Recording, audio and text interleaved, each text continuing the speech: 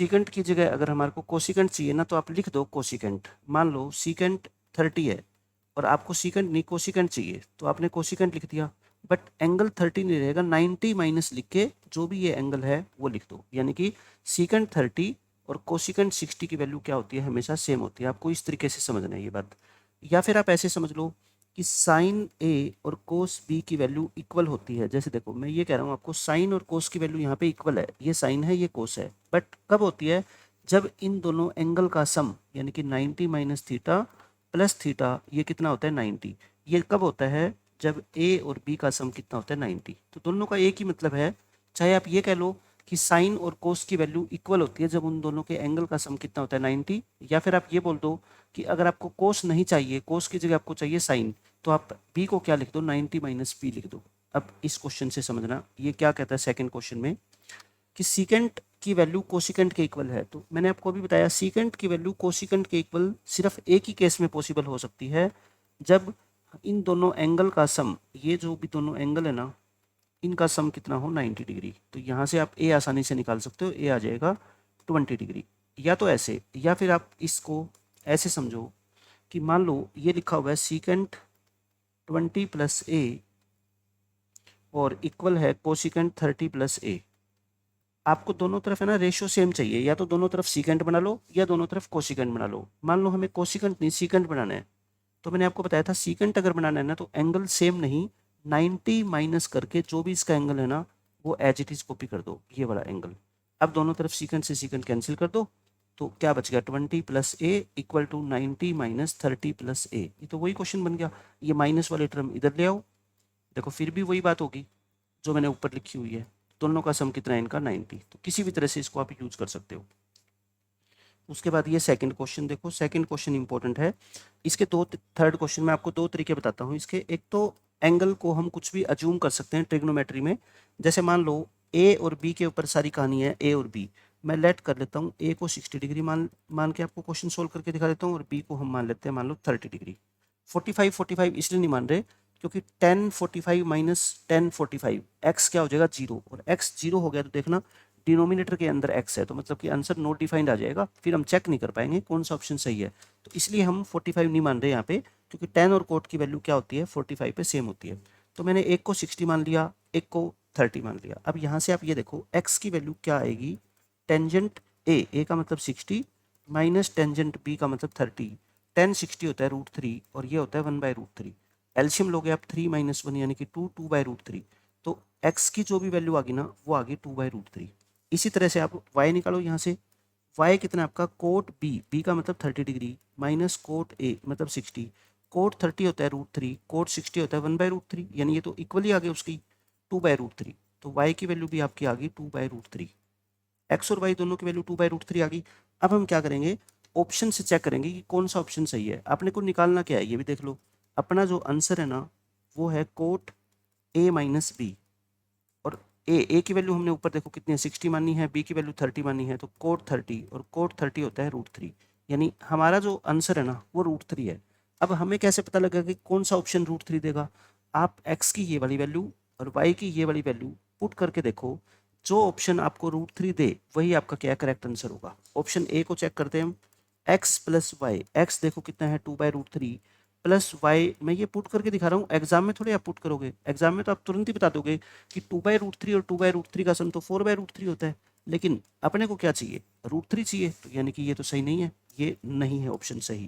B देखो x plus 1/y, ये भी नहीं होगा क्योंकि एक्स है 2/√3, वाई का रेसिप्रोकल तो यानी कि √3/2। तो बोलो 2/√3 और √3/2 तो किसी भी तरह से √3 नहीं बन सकते ना, तो यानी कि ये भी आंसर गलत है। फिर सी ऑप्शन को चेक करो, 1/x प्लस 1/y, 1/x का मतलब क्या होता है x का रेसिप्रोकल, तो 2/√3 का रेसिप्रोकल √3/2, और इसका रेसिप्रोकल भी √3/2। देखो एलसीएम लोगे, √3/2 प्लस √3/2 मिलके क्या हो जाएंगे, √3 हो जाएंगे ना। जैसे हाफ और हाफ मिलके 1 हो जाता है, तो वैसे ही 1/2 इंटू √3 प्लस 1/2 इंटू √3 मिलके √3 हो जाएंगे, और देखो ये √3 आंसर आ गया, तो यानी कि ये ऑप्शन आपका सही है। तो बिल्कुल आसान मेथड होता है वैल्यू पुटिंग से, इस क्वेश्चन को आप सोल्व कर दोगे। अगर बेसिक मेथड से हम इसको सीखना चाहें तो वो भी देख लो।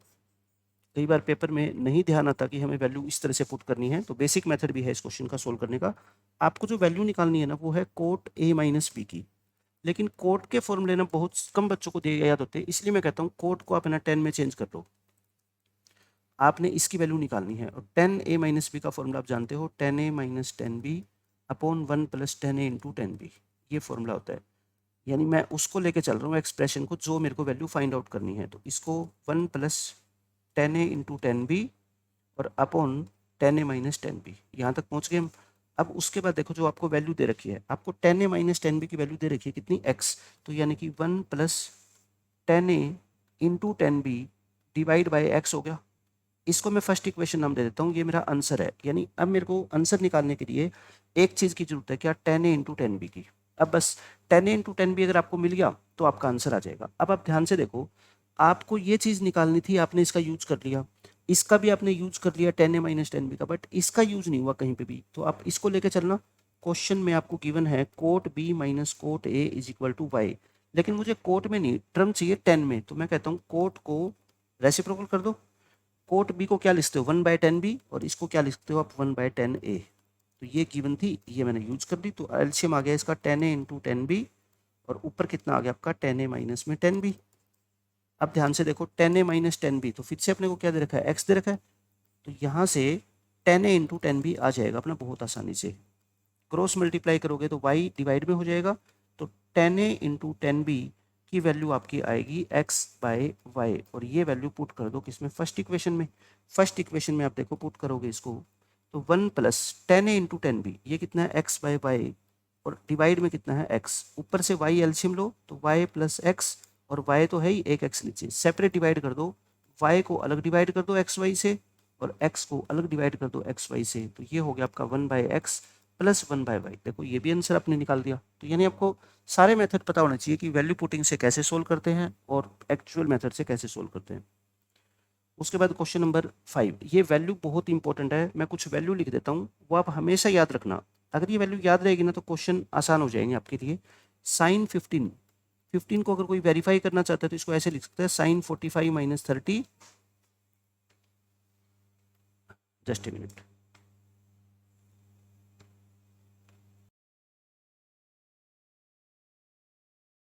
में किसी बच्चे को आवाज में क्या,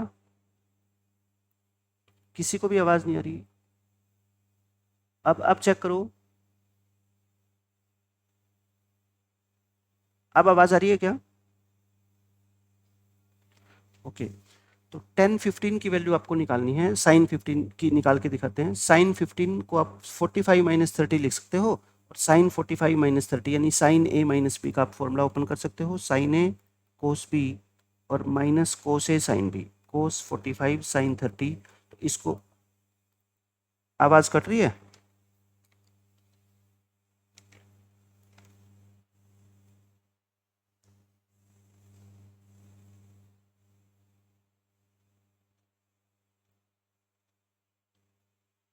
एक बार आवाज़ में जिसको प्रॉब्लम है ना, एक बार रिज्वाइन कर लो आप, यहाँ से तो सब ओके है शायद, एक बार आप रिज्वाइन करके देखो, है ना, जिसको प्रॉब्लम है रिज्वाइन कर लो, अभी हो जाएगा सही। तो ये अगर आप इसमें वैल्यू पुट करोगे, सारी सोल्व करोगे, तो इसका सोल्व करके आंसर आएगा √3 माइनस 1/2√2।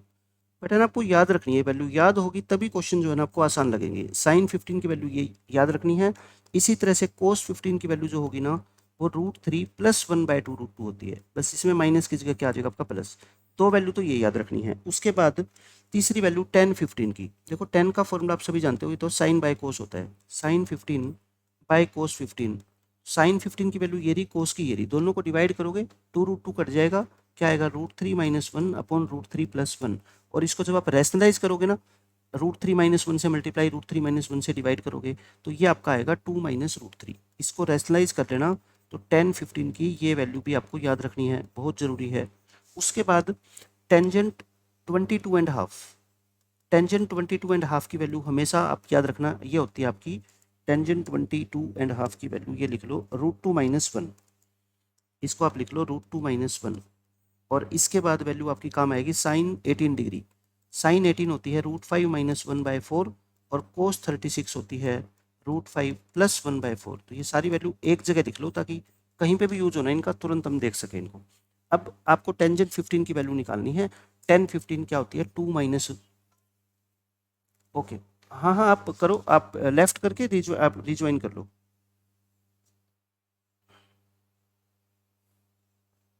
जिसको भी बच्चों आवाज़ में प्रॉब्लम आ रही है ना, वो लीव करके मीटिंग को रिज्वाइन कर लो।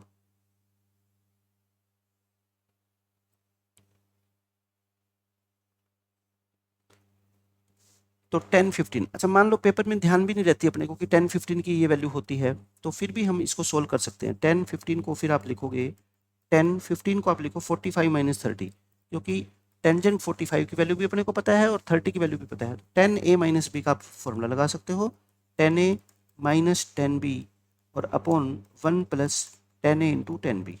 अब आप सारी वैल्यू पुट करोगे, 1045 होता है 1, ये होता है 1/√3, ये हो जाएगा 1 प्लस 1/√3, √3 एलसीएम लोगे तो देखो √3 माइनस 1 अपॉन √3 प्लस 1, यहाँ पहुँच गए। अब आप क्या करोगे, रेशनलाइज करोगे बस, √3 माइनस 1, √3 माइनस 1 सोल्व करोगे तो ये आपका आंसर आएगा 2 माइनस √3। तो ये दोनों तरीके से मैंने आपको बता दिया, याद भी रखनी है आपको, और याद ना रहे तो फिर ये तरीका आप एग्जाम में यूज कर सकते हो। उसके बाद क्वेश्चन नंबर 6 देखो, ये सारे के सारे प्रीवियस ईयर में पूछे गए क्वेश्चन है। 6th क्वेश्चन में आपको है ना x की वैल्यू दे रखी है y इंटू कोस, ये 120 होता है, और ये इक्वल है z इंटू कोस, ये होता है आपका 240, यानी आपको गिवन है x equal to y into cos 120 and this is equal to z into cos 240। तो आपको ना पहले तो कोस 120 और कोस 240 की वैल्यू दोनों याद होनी चाहिए। कोस 120 को आप लिखोगे कोस 180 माइनस 60, और सेकंड क्वाड्रेंट में कोस नेगेटिव होता है और कोस 60 आ जाएगा, कोस 60 होता है माइनस यानी 1/2, तो कोस 120 की वैल्यू होती है -1/2। ऐसे ही सेम तरीके से आप कोस 240 निकालोगे, कोस 240 को आप लिखोगे कोस 180 प्लस 60, थर्ड क्वाड्रेंट है, थर्ड में कोस नेगेटिव होता है, कोस 60, तो ये भी कितना आ गया -हाफ, यानी कि कोस 120 और कोस 240 दोनों की वैल्यू -1/2 होती है। तो आपका आंसर क्या आ गया क्वेश्चन के अकॉर्डिंग, देखो x equal to Y into -1/2 और z इंटू -1/2, ये आ गया। और आपको निकालना है इस एक्सप्रेशन की value X Y plus Y Z plus Z X. तो इसमें आप क्या करो, एक y की वैल्यू भी x की फॉर्म में निकाल लो और z की वैल्यू भी x की रिस्पेक्ट में निकाल लो। तो देखो पहले दो टर्म को इक्वेट करना, -y/2 और x इक्वल टू क्या आपका -z/2, ये हो गया। तो यहाँ से y अगर आप निकालोगे तो क्या आएगा माइनस का 2x, और इधर से आप z निकालोगे तब भी कितना आएगा आपका माइनस का 2x आ गया। और ये दोनों वैल्यू आप जो है ना इस एक्सप्रेशन में पुट कर दो। आपको निकालना क्या है, X Y plus Y Z plus में जेड एक्स, एक्स तो मैं एक्स ही रख रहा हूँ, वाई कितना है देखो -2x, वाई इंटू जेड यानी कि -2x इंटू -2x और plus Z into x, Z है आपका -2x और एक्स को मैं एक्स ही रख रहा हूँ, तो इसको मल्टीप्लाई करो, -2x² प्लस 4x² -2x², ये तो सारा कैंसिल हो गया, आंसर क्या आ गया 0। तो इस तरीके से आपको सोल्व करना है। तीन टर्म कोई भी इक्वल दे रखी हो, आप किन्हीं भी दो वेरिएबल की वैल्यू जो है ना वो तीसरे वेरिएबल की फॉर्म में निकाल लो और जो एक्सप्रेशन की वैल्यू पूछी है उसमें पुट कर दो, आंसर आ जाएगा। अब ये 7th क्वेश्चन बहुत इंपॉर्टेंट है, जब भी आपको बस इसमें ऑब्जर्व आपको ये चीज़ करनी है, जब भी किसी सीरीज का इनफिनिटी तक सम क्वेश्चन पेपर में आएगा ना, तो आपको सबसे पहली बात जो याद रखनी है वो जीपी में ही इनफाइनाइट टर्म का सम हम निकाल सकते हैं। और हाँ जी, हाँ बोलो। हाँ ये एक मिनट रुको, क्वेश्चन बैंक में ये 6th का आंसर क्या दे रखा है, नहीं 1 नहीं आएगा, इसका 0 आएगा, 1 गलत है, ठीक कर लो। ये आपको पता है परेशानी ये हो रही होगी, क्वेश्चन बैंक में ट्रिग्नोमेट्री की 2 सीट है, एक सीट 1 एक सीट 2, तो जो सीट 2 की आंसर की देख रहे होगे आप ध्यान से देखो, सीट 1 की आंसर की छोटे फॉर्मेट में लिखी हुई है उसमें देखो, उसमें 0 ही है ना, 0 ही है उसमें। तो अब इस क्वेश्चन में जब भी इनफाइनाइट टर्म का सम आएगा ना, तो हमेशा आप याद रखना जीपी में सम ऑफ इन्फिनिटी क्या होता है, a/1 माइनस आर, यानी कि first term upon 1 minus common ratio. ये भी देखो जीपी है, पहले 1 है फिर साइन एक्स से मल्टीप्लाई कर दिया, फिर साइन एक्स से और मल्टीप्लाई कर दिया, फिर साइन एक्स से और मल्टीप्लाई कर दिया, तो ये जो है ना आपकी जीपी है। ए का मतलब यहाँ पे फर्स्ट टर्म है 1, 1 माइनस आर क्या होता है बच्चों, second term divide by first term यानी कि साइन एक्स। अब काम सिर्फ इतना सा है कि ये इक्वेशन आपके सामने है और आपको x की वैल्यू निकालनी है, तो क्या करो आप दोनों तरफ रेसिप्रोकल कर दो, ताकि ये डिवाइड में है तो मल्टीप्लाई में चला जाए और इसका रेसिप्रोकल करोगे तो ये हो जाएगा। अब सिंप्लीफाई कैसे करोगे, रैशनलाइज करके। रैशनलाइज कर लो। अब तो इसको ऊपर आएगा 4 माइनस 2√3, नीचे a plus B a minus B, तो ये सोल्व करोगे तो ये आएगा 4। सेपरेट डिवाइड करोगे तो आप यहाँ पे पहुँच गए 1 minus sine X equal to this. 1 से 1 काट दो और फिर माइनस से माइनस काट दो, साइन एक्स की वैल्यू आ गई √3/2। अब साइन एक्स की वैल्यू √3/2, इतना तो आपको सबको पता है कि 60 डिग्री पे होती है, बट ऑप्शन के अंदर देखो दो दो ऑप्शन दे रखे हैं आपको। तो आपने ट्रिग्नोमेट्रिक इक्वेशन नाम का चैप्टर पढ़ा है, उसके अंदर प्रिंसिपल वैल्यू निकालनी आपने सीखी है। तो वो क्या होती है कि साइन एक्स की वैल्यू पॉजिटिव है, वो कौन कौन से क्वाड्रेंट में होती है? एक तो फर्स्ट क्वाड्रेंट में होती है और एक सेकंड में होती है। अगर फर्स्ट क्वाड्रेंट में वैल्यू थीटा है तो सेकंड क्वाड्रेंट में अगर आपको पहुंचना है तो आप हमेशा क्या करना, 180 माइनस थीटा, ये चीज़ नोट कर लो, हर बार काम आएगी। थर्ड में पहुंचना है तो आप 180 प्लस थीटा करोगे, और फोर्थ क्वाड्रेंट में अगर आपको पहुंचना है तो 360 माइनस थीटा करोगे। बस ये टेबल आपको हमेशा पता होना चाहिए। तो फर्स्ट में तो वैल्यू क्या आएगी, देखो साइन एक्स की वैल्यू √3/2 फर्स्ट क्वाड्रेंट में कहाँ होती है, 60 डिग्री पे होती है, ये थीटा होता है ना। फर्स्ट क्वाड्रेंट वाला जो भी आंसर है वो थीटा होता है। सेकंड में जाना है तो मैंने क्या कहा, 180 माइनस थीटा, यानी कि 180 माइनस के 60 120। तो मेरे कहने का ये मतलब है कि साइन 60 की वैल्यू या साइन 120 की वैल्यू आप निकालोगे ना तो वो √3/2 ही आएगी। तो दो आंसर हो गए अपने, एक तो π/3 और एक हो गया 2π/3, क्योंकि क्वेश्चन में दो दो आंसर अपने को दे रखे हैं तो अपने को दोनों आंसर पे टिक करना पड़ेगा। उसके बाद ये क्वेश्चन मैं आपको करवा चुका। अभी ये π/8, ध्यान से देखो, π/4 कितना होता है, 45 होता है। तो π/8 कितना होगा, 45 का हाफ हो जाएगा, और 45 का हाफ कितना होता है, 22.5। और अभी मैंने आपको बताया था टेंजेंट 22.5 की वैल्यू क्या होती है, ये होती है √2 - 1। ये आपको हमेशा याद होनी चाहिए, √2 - 1। लेकिन देखो कहीं पे भी ऑप्शन में √2 - 1 नहीं है, बच्चा जल्दबाजी में 1 माइनस √2 को टिक कर सकता है। तो पहले तो मैं ये बताता हूँ कि इस गलती से कैसे बचेंगे।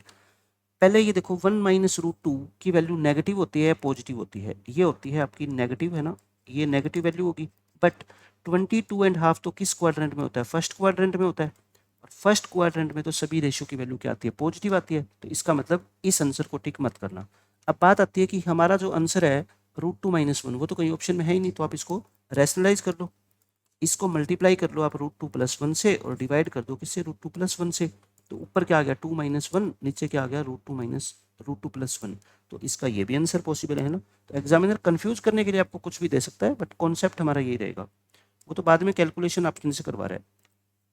अब ये देखो, ये बहुत इंपॉर्टेंट कॉन्सेप्ट इसके अंदर यूज होगा। एक मैं आपको बता देता हूँ पहले कॉन्सेप्ट।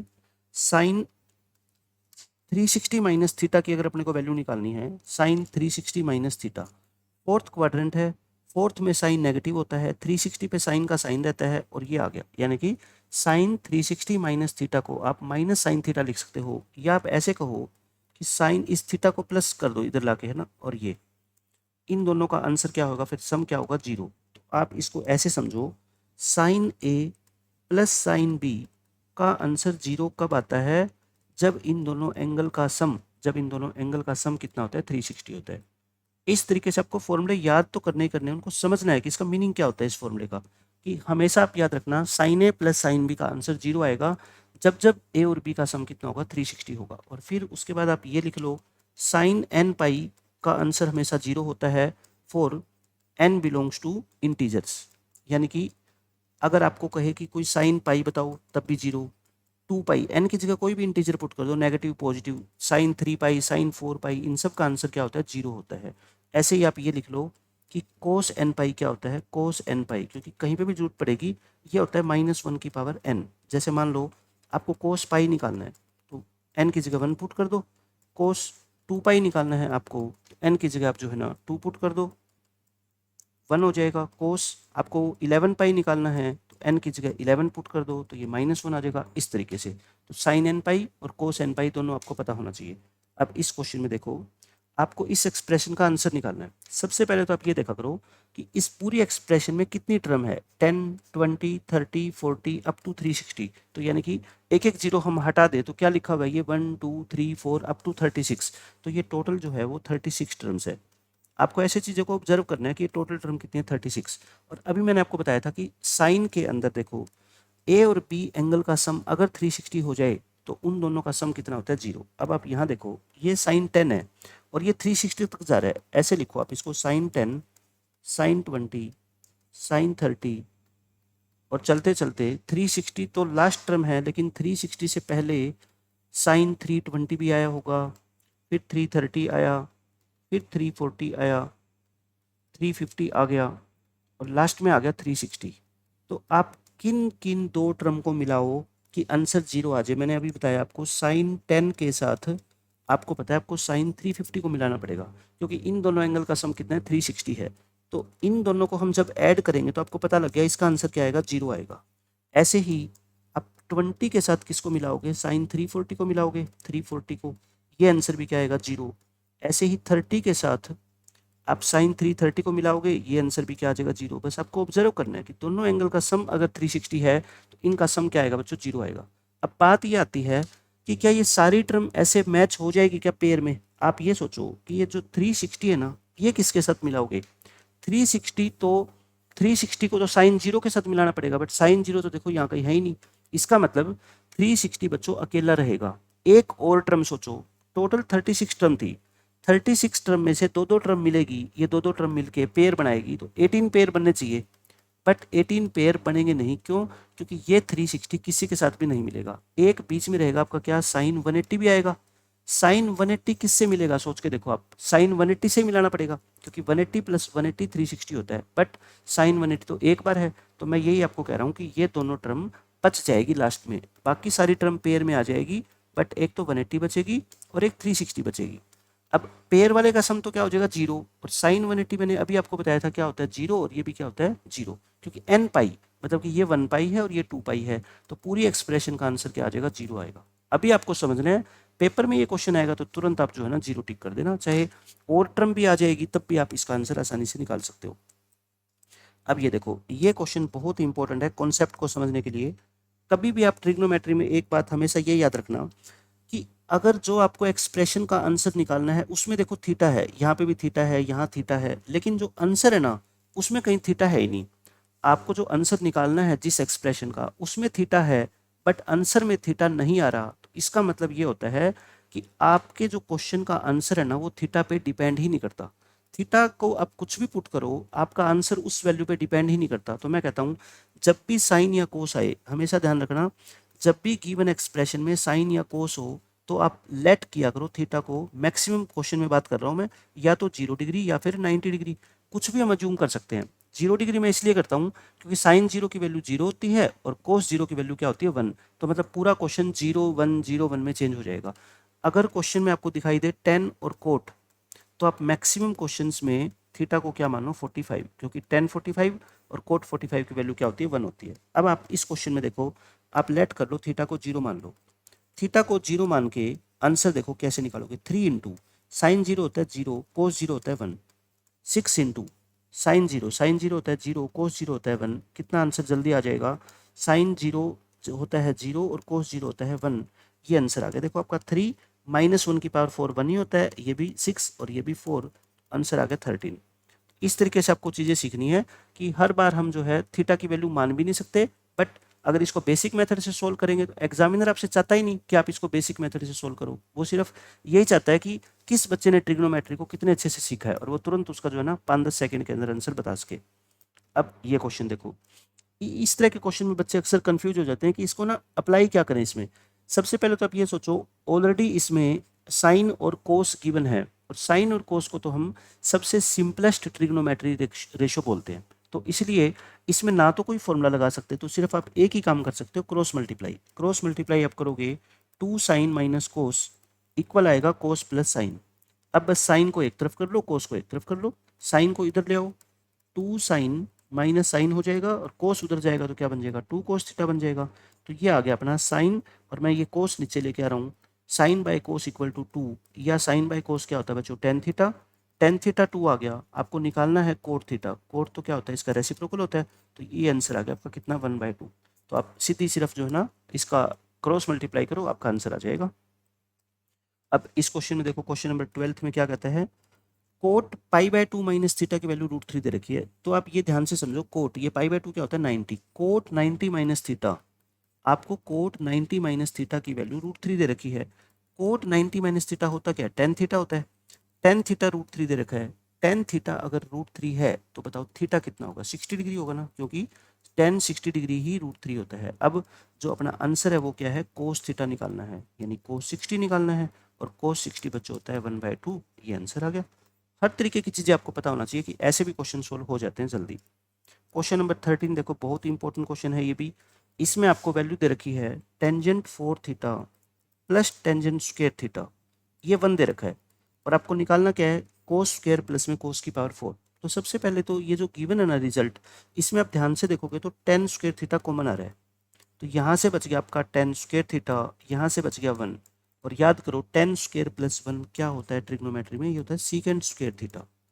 ये होता है बच्चों secant square theta.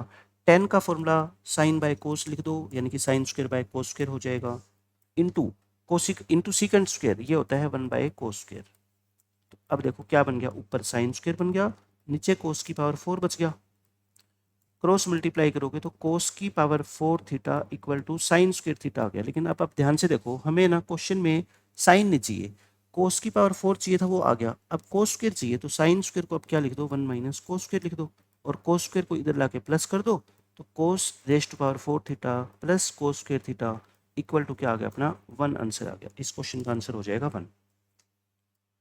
Question number 14 में देखो क्या बोलते हैं, अपने को इस एक्सप्रेशन की वैल्यू निकालनी है। तो इसको आप क्या करो, ये 45 प्लस थीटा है, ये 45 माइनस थीटा है, तो दो तरीके हैं इसको, या तो साइन सी, ये आप क्या करो, या तो इस कोस को आप क्या बना लो, साइन बना लो। देखो ध्यान से देखना, इस कोस को मैं आपको दो मेथड बताता हूँ इसके।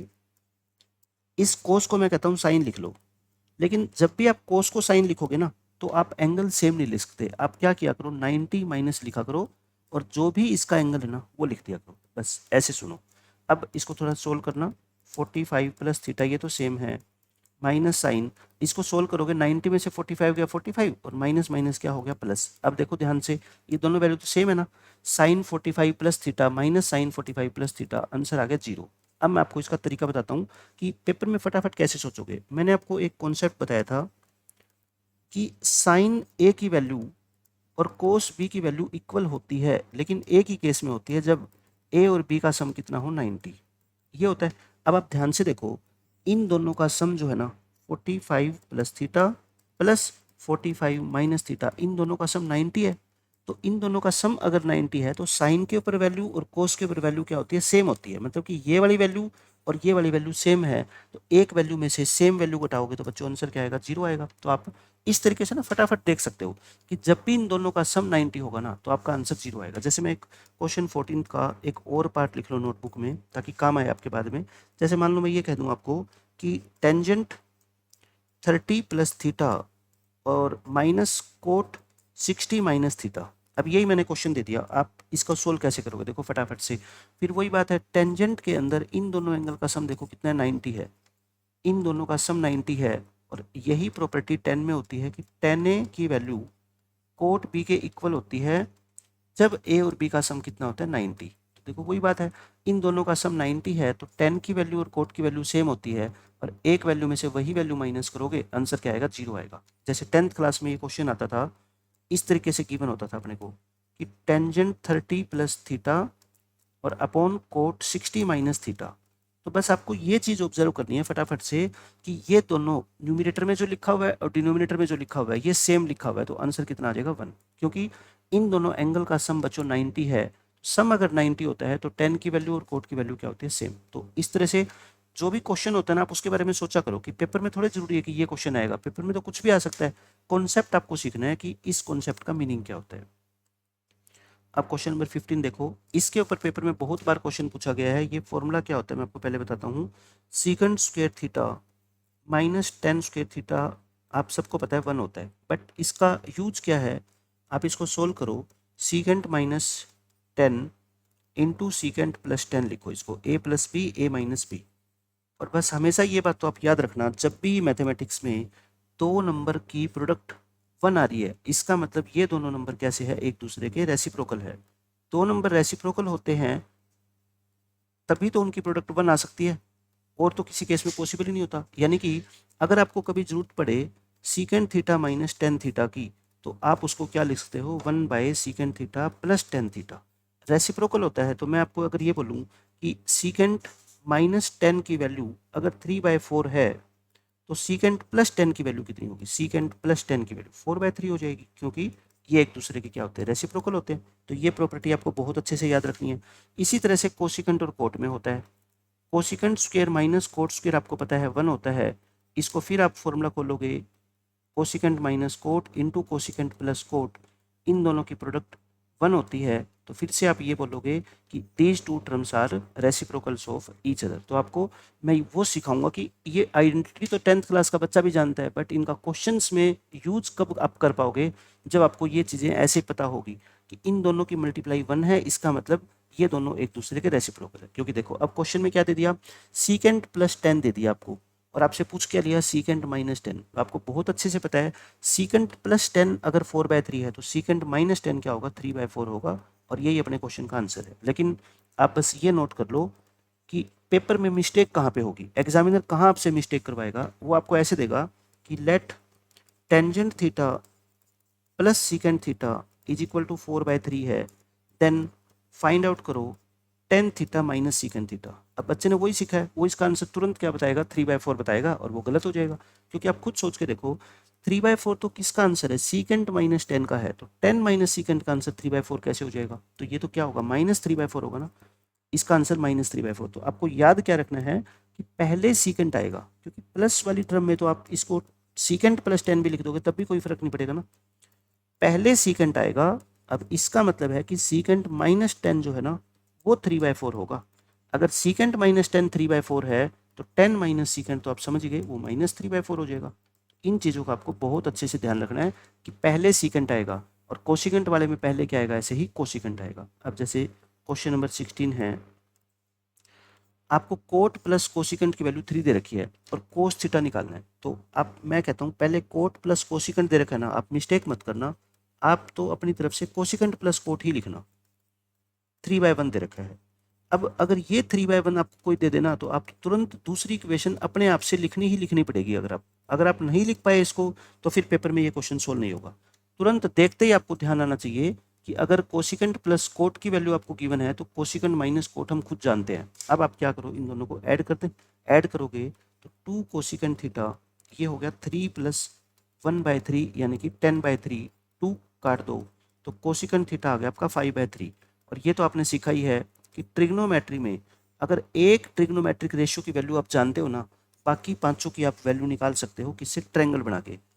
कोसिकेंट का फॉर्मूला आप सबको पता है, पंडित बद्री प्रसाद हर हर बोले। तो कोसिकेंट होता है h/p, यानी कि ये हाइपोटेन्यूस है और ये परपेंडिकुलर है, तो ये साइड कितनी होगी 4। तो अपने को कोस निकालना है, कोस होता है बेस अपॉन हाइपोटेन्यूस यानी कि 4/5। इस तरह से आपको चीज़ें जो है ना सीखनी है कि एक इक्वेशन एग्जामिनर ने दे दी, दूसरी इक्वेशन तुरंत आपको याद आएगी कि इसका रिलेशन तो इसके साथ होता ही होता है। क्योंकि अगर आपको ये इक्वेशन याद नहीं आई तो आप खुद सोचो कि इस एक इक्वेशन से, इक्वेशन एक है, वेरिएबल दो है, कोसिकेंट और कोट, तो वो सोल्व नहीं होगा ना। तो इसलिए दूसरी इक्वेशन आपको खुद को पता होना चाहिए कि ऐसी होती है।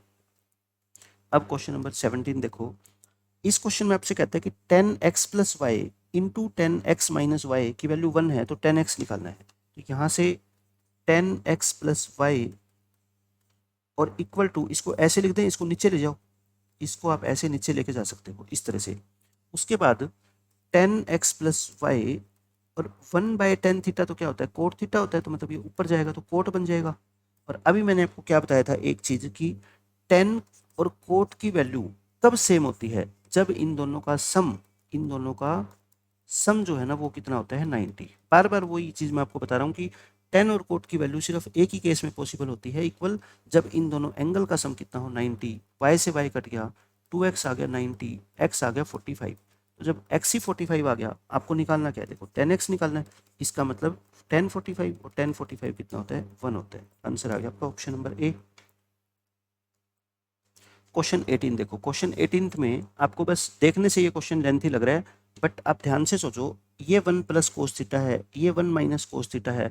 आप इन दोनों टर्म को एक बार जो ना इकट्ठा लिख लो। क्वेश्चन 18 में आप ऐसा कर सकते हो, 1 इसको अलग से लिखो, ये जो है ना 1 plus cos theta by sine theta, इसको लिखते रहो ऐसे कैसे, और इन दोनों टर्म का एलसीएम ले लो। और ध्यान दो, ये माइनस है, ये माइनस है, तो दोनों के अंदर क्या है, माइनस है, तो मैं क्या माइनस कॉमन ले लेता हूँ, अंदर क्या हो जाएगा, दोनों प्लस हो जाएंगे। और मैं एलसीएम ले रहा हूँ 1 plus cos theta into 1 minus cos theta. लेकिन ये ध्यान रखना ये दोनों माइनस है तो प्लस बन चुके हैं। तो ऊपर क्या आ गया sign square theta into plus है तो इसके साथ माइनस वाली टर्म मल्टीप्लाई हो जाएगी और साइन थीटा के साथ क्या हो जाएगी 1 प्लस कोस थीटा मल्टीप्लाई हो जाएगा। बस अब आप क्या करो इसकी मल्टीप्लीकेशन कर लो और देखना क्या क्या टर्म कट जाएगी। कैलकुलेशन से कभी मत घबराना, सिर्फ कैलकुलेट करते जाओ। अब देखना सोल्व हो जाएगा क्वेश्चन। आप अंदर मल्टीप्लाई करोगे sign square theta minus sine square theta into cos theta plus क्या आ जाएगा आपका साइन थीटा और प्लस में sign theta into cos theta. और ध्यान से देखो डिनोमिनेटर में 1 minus cos 1 plus cos 1 minus cos square और 1 माइनस कोस स्क्वायर क्या होता है साइन स्क्वायर होता है। तो मैं कह रहा हूँ अपना हर टर्म को आप क्या कर दो सेपरेट डिवाइड कर दो किससे साइन स्क्वायर से। इसको भी साइन स्क्वायर से डिवाइड करो, इसको भी साइन स्क्वायर से डिवाइड करो, सभी को साइन स्क्वायर से डिवाइड कर दो और इसको भी साइन स्क्वायर से डिवाइड कर दो और बस आप ओपन करो। बहुत सारी टर्म कट जाएगी। ये सेपरेट डिवाइड करना 1 बाय साइन और ये क्या हो गया कोस बाय साइन। अब मैं माइनस का बाहर साइन है मैं ओपन कर रहा हूँ ब्रैकेट को, साइन स्क्वायर से साइन स्क्वायर कट गया क्या बच गया 1। ये माइनस माइनस क्या हो जाएगा प्लस, साइन स्क्वायर कट गया क्या बच गया कोस। ये प्लस माइनस माइनस एक साइन कट जाएगा तो क्या बच गया 1 बाय साइन।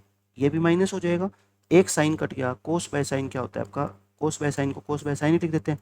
अब ध्यान से देखो सारी टर्म कट की सिर्फ कोस बचेगा माइनस प्लस ये कोस बाय साइन माइनस का ये प्लस का +1 -1 सिर्फ क्या बच गया आपका कोस थीटा बच गया। इस तरह से हर क्वेश्चन को अपन एक ही नज़रिए से नहीं देखेंगे कि इसका और आसान मेथड क्या है। कभी कभी 3-4 क्वेश्चन पेपर में लेंथी आएंगे डिफिकल्ट आएंगे तो आपको उसका तरीका थोड़ा बहुत पता होना चाहिए। तो हर तरह के क्वेश्चन की आप हैबिट डालो। क्वेश्चन नंबर 19 देखो, ये बहुत आसान क्वेश्चन है। आपको कोसिकेंट की वैल्यू दे रखी है, कोसिकेंट की वैल्यू, और आपको ये इस चीज़ का क्या मतलब होता है थीटा 0 और 90 के बीच में है, मतलब कि थीटा फर्स्ट क्वाड्रेंट में है। फर्स्ट क्वाड्रेंट का मतलब क्या होता है सारे ट्रिग्नोमेट्रिक रेशियो की जो वैल्यू आएगी ना वो पॉजिटिव आएगी। इसका ऑप्शन नंबर बी आएगा, डी दे रखा होगा क्वेश्चन बैंक में, बी कर लेना। अब इसका मीनिंग क्या है, आपको कोसिकेंट की वैल्यू दे रखी है। अब सिर्फ क्वेश्चन का मीनिंग समझो कि एक ट्रिग्नोमेट्रिक रेशियो की वैल्यू आपको दे रखी है। अगर आपको सीकेंट पता लग जाए और 10 पता लग जाए तो इस फॉर्मूले में पुट कर देंगे। और मैंने अभी बताया था अगर एक रेशियो की वैल्यू पता है तो बाकी पांचों की निकाल सकते हो आप। सीकेंट होता है हाइपोटेनियस अपॉन परपेंडिकुलर।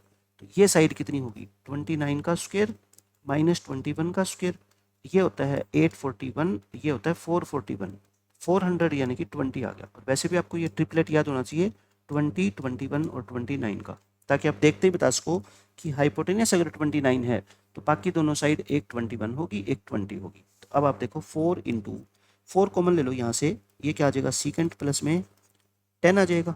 सीकेंट की वैल्यू होती है बच्चों हाइपोटेनियस अपॉन बेस, 10 की वैल्यू क्या होती है परपेंडिकुलर अपॉन में बेस। अब एलसीएम ले लो 20, ऊपर आ जाएगा 50, तो ये कितना आ गया 4 5 पे कट गया, 50/5 कितना होता है 10, 10 इस क्वेश्चन का आंसर आ गया। तो बस आपको एक ही चीज़ याद रखनी है कि एक रेशियो की वैल्यू अगर गिवन हो तो बाकी सभी रेशियो की वैल्यू हम निकाल सकते हैं। अब ये देखो ये बहुत अच्छा क्वेश्चन है, इसमें आपको एक ये कॉन्सेप्ट समझ आना जरूरी है। अलजेब्रा में भी मैंने आपको बताया था बहुत जगह काम आता है ये कि x plus 1/x, x plus 1/x का जो आंसर होता है ना वो क्या होता है 2 या 2 से बड़ा होता है। यानी कि एक नंबर और उसके रेसिप्रोकल का सम जो है ना हमेशा क्या होगा आपका 2 या 2 से बड़ा होगा अगर x क्या है बच्चों पॉजिटिव है। अगर x पॉजिटिव है, जैसे आप x को ना कोई भी पॉजिटिव नंबर मान लो अपने दिमाग में, डेसिमल में मान लो, फ्रैक्शन में मान लो, इंटीजर मान लो, उसका और उसके रेसिप्रोकल का सम आप निकाल के देखो वो हमेशा 2 या 2 से बड़ा आएगा। और फिर अगर आप x को नेगेटिव नंबर मानोगे तो इन दोनों का सम जो है ना वो या तो -2 आएगा, देखो आपने -1 मान लिया, मान लो x को -1 मानोगे तो ये -1 -1 -2 हो गया, या उससे छोटा आएगा कब जब x क्या होगा बच्चों नेगेटिव होगा, x जब क्या होगा नेगेटिव होगा। अब फर्स्ट स्टेटमेंट को पढ़ो ध्यान से, इसमें ये फर्स्ट स्टेटमेंट में कहता है कि कोस और सीकेंट का सम 1.5 नहीं हो सकता, can never be equal to 1.5। आप ऐसे देखो कोस प्लस सीकेंट को आप इस तरीके से देखो, सीकेंट को लिखो 1/कोस, यानी कि एक नंबर ये है दूसरा नंबर ये है, तो एक नंबर कोस है दूसरा नंबर 1/कोस है, तो यानी कि ये क्या हो गए एक दूसरे के रेसिप्रोकल हो गए। और इनका सम तो मैंने अभी आपको बताया था कि अगर ये कोस थीटा पॉजिटिव होगा तो इसका आंसर क्या होगा 2 या 2 से बड़ा। या फिर आप ये कह सकते हो जरूरी नहीं ना कि कोस थीटा पॉजिटिव हो, नेगेटिव भी तो हो सकता है। नेगेटिव अगर जिस दिन होगा तो ये क्या हो जाएगी -2 या -2 से छोटी। अब आप सोच के देखो क्या कभी 1.5 इसकी वैल्यू हो सकती है क्या, 1.5 नहीं होगी, क्योंकि 1.5 मैं कहता हूँ 2 या 2 से बड़ी होगी वैल्यू। 2 या 2 से बड़ी में तो 1.5 नहीं आता, मतलब कि ठीक कह रही है। -2 या -2 से छोटी, -2 से छोटी बच्चों वैल्यू क्या होती है, -3, -2.5, माइनस ये होती है ना। तो यानी कि ये सही कह रहा है कि इसकी वैल्यू कभी भी 1.5 नहीं हो सकती, यानी कि ये स्टेटमेंट आपकी सही है। अब सेकंड स्टेटमेंट को ध्यान से देखो। सेकंड स्टेटमेंट कहता है 10 प्लस कोट की value can never be less than 2। इसकी वैल्यू कहता है 2 से छोटी हो नहीं सकती। मैंने अभी आपको ये बताया था कि 10 प्लस कोट, कोट को आप 1/10 की नज़र से देखो। अब इसकी वैल्यू या तो क्या होगी 2 या 2 से बड़ी, या फिर आप ये भी तो देखो ना कि 10 प्लस 1/10 की वैल्यू ये भी तो हो सकती है -2 या -2 से छोटी। मतलब कि आपको ये थोड़े क्वेश्चन में गिवन है कहीं कि थीटा फर्स्ट क्वाड्रेंट के अंदर लाई करता है या फिर tan थीटा की वैल्यू पॉजिटिव है, ऐसा तो कहीं गिवन ही नहीं है। तो मैंने आपको ये दोनों चीज़ें इसलिए लिखवाई ताकि आप समझ पाओ कि x प्लस 1/x का आंसर -2 या उससे छोटा भी हो सकता है। यानी कि अगर मैं कहूँ कि क्या 10 प्लस 1/10 का आंसर -20 हो सकता है, तो आप मना नहीं कर सकते, आप कहोगे यस हो सकता है, क्योंकि -2 या उससे छोटा हो सकता है, तो -20 भी हो सकता है। बट ध्यान से देखो ये क्या कहता है, can never be less than 2। इसका आंसर 2 से छोटा हो ही नहीं सकता। मैं कहता हूँ ये रहा देखो 2 से छोटा आंसर, इसका मतलब ये स्टेटमेंट क्या है, गलत है। तो कौन सी स्टेटमेंट सही होगी आपकी, 1 ओनली। तो बच्चे सेकंड स्टेटमेंट का आंसर जल्दबाजी में क्या कर देते हैं, वो यही देख लेते हैं कि इसका आंसर तो 2 या 2 से बड़ा होता है, और ये भी क्या कह रहा है कि 2 से छोटा नहीं हो सकता, मतलब कि दोनों सेम बात है।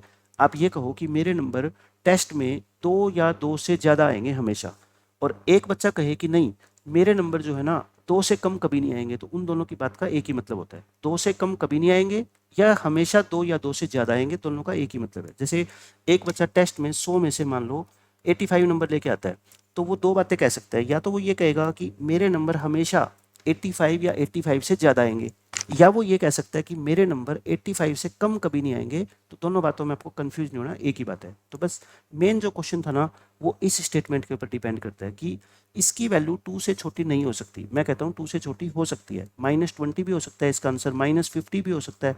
कब, अगर tan थीटा क्या हुआ, नेगेटिव हुआ। अगर tan थीटा बच्चों नेगेटिव हुआ तो इसका आंसर कुछ भी पॉसिबल है, और अपने को क्वेश्चन में कहीं ये नहीं गिवन है कि tan थीटा नेगेटिव नहीं हो सकता। अगर आपको ये क्वेश्चन में गिवन होता ना कि अगर थीटा जो है वो 0 और 90 के बीच में है, यानी फर्स्ट क्वाड्रेंट में है, तब ये वाली स्टेटमेंट भी क्या हो जाती, सही हो जाती। तो आपको हर चीज़ का जो है ना ऐसे ध्यान रखना है। अब ये क्वेश्चन बिल्कुल आसान है, ये आपकी क्वेश्चन बैंक के अंदर शीट 2 स्टार्ट होगी, उसके थोड़े बहुत क्वेश्चन हम और प्रैक्टिस करते हैं।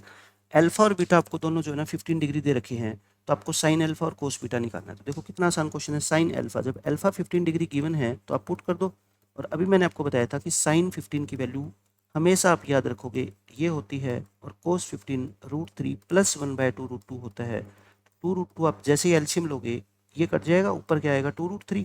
आंसर आ गया आपका √3/√2, या फिर आप इसको लिख दो, एक ही रूट लगा के लिख दो √3/√2, ये आंसर आ गया। उसके बाद क्वेश्चन नंबर 2, ये भी ऐसा ही क्वेश्चन है। अल्फा और बीटा 15 डिग्री दे रखा है, तो इसकी वैल्यू निकालनी है। क्या, साइन 7 अल्फा, तो 7 अल्फा, अल्फा तो 15 है ना, तो 7 अल्फा कितना हो गया 105, 15 7 जा, और कोस 105। अब आपके पास दो तरीके हैं, या तो आप क्या कर सकते हो साइन सी माइनस साइन डी का फॉर्मूला लगा दो, साइन सी माइनस साइन डी। या दूसरा तरीका इसमें क्या होता है, आप साइन 105 की वैल्यू भी निकाल सकते हो।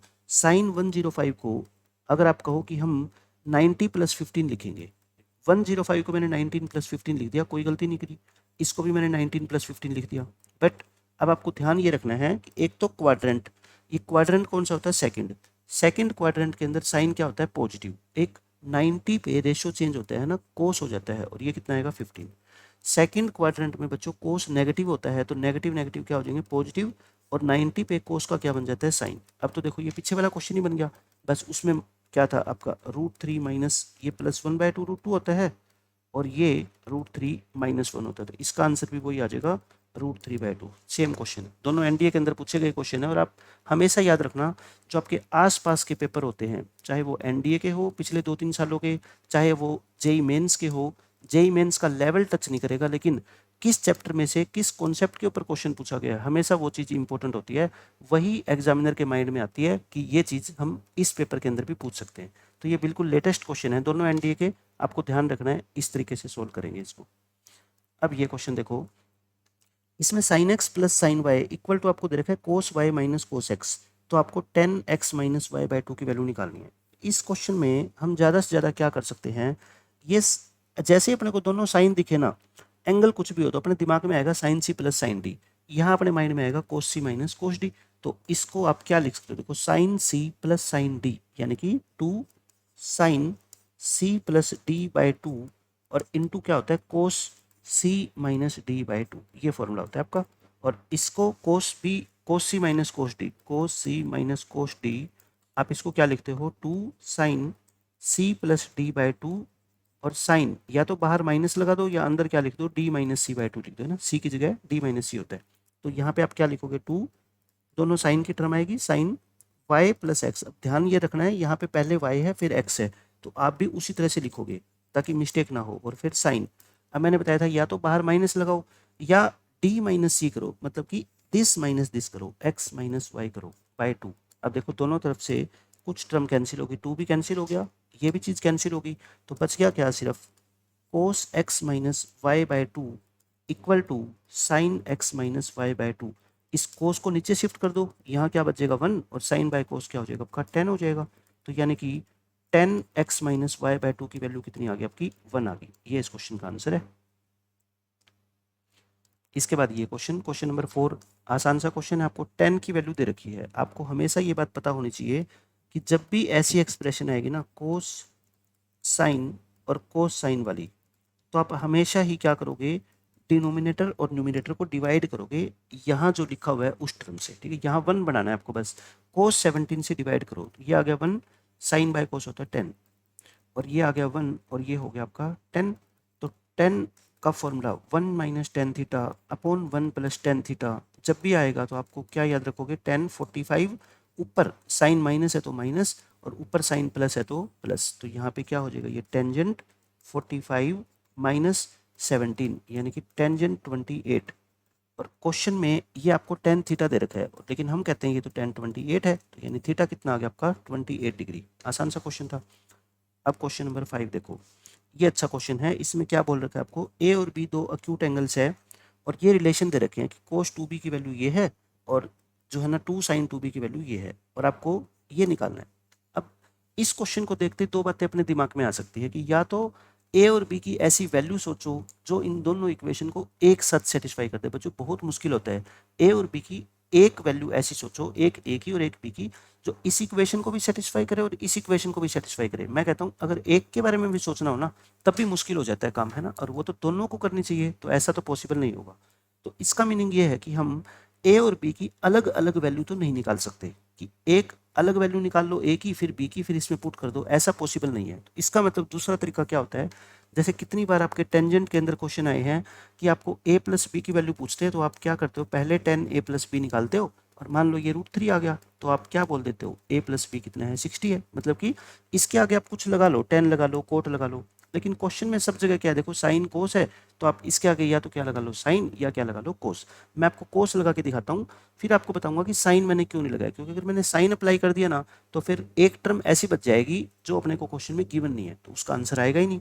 तो मैं कहता हूँ आप इसका आंसर निकालना चाहते हो, जैसे एक बच्चे ने मान लो साइन अप्लाई कर दिया, वो यही कहेगा कि ये साइन कोस में है, या तो साइन लगाएंगे या कोस लगाएंगे। मान लो साइन लगा दिया, साइन ए प्लस बी का फॉर्मूला साइन ए कोस बी और प्लस कोस ए साइन बी। अब आप ध्यान से देखना, जो जो वैल्यू आपको गिवन है ना वो पुट कर दो। साइन ए कहीं नहीं गिवन है क्वेश्चन में, बट कोस टू बी की वैल्यू देखो ये रही, कोस 2b की जगह आप क्या रख सकते हो 3 साइन स्क्वायर ए, ये लिख सकते हो आप। फिर कोस ए आपको नहीं दे रखा, साइन 2b, ये रहा देखो साइन 2b, साइन 2b कितना है बच्चों 3/2 साइन 2a।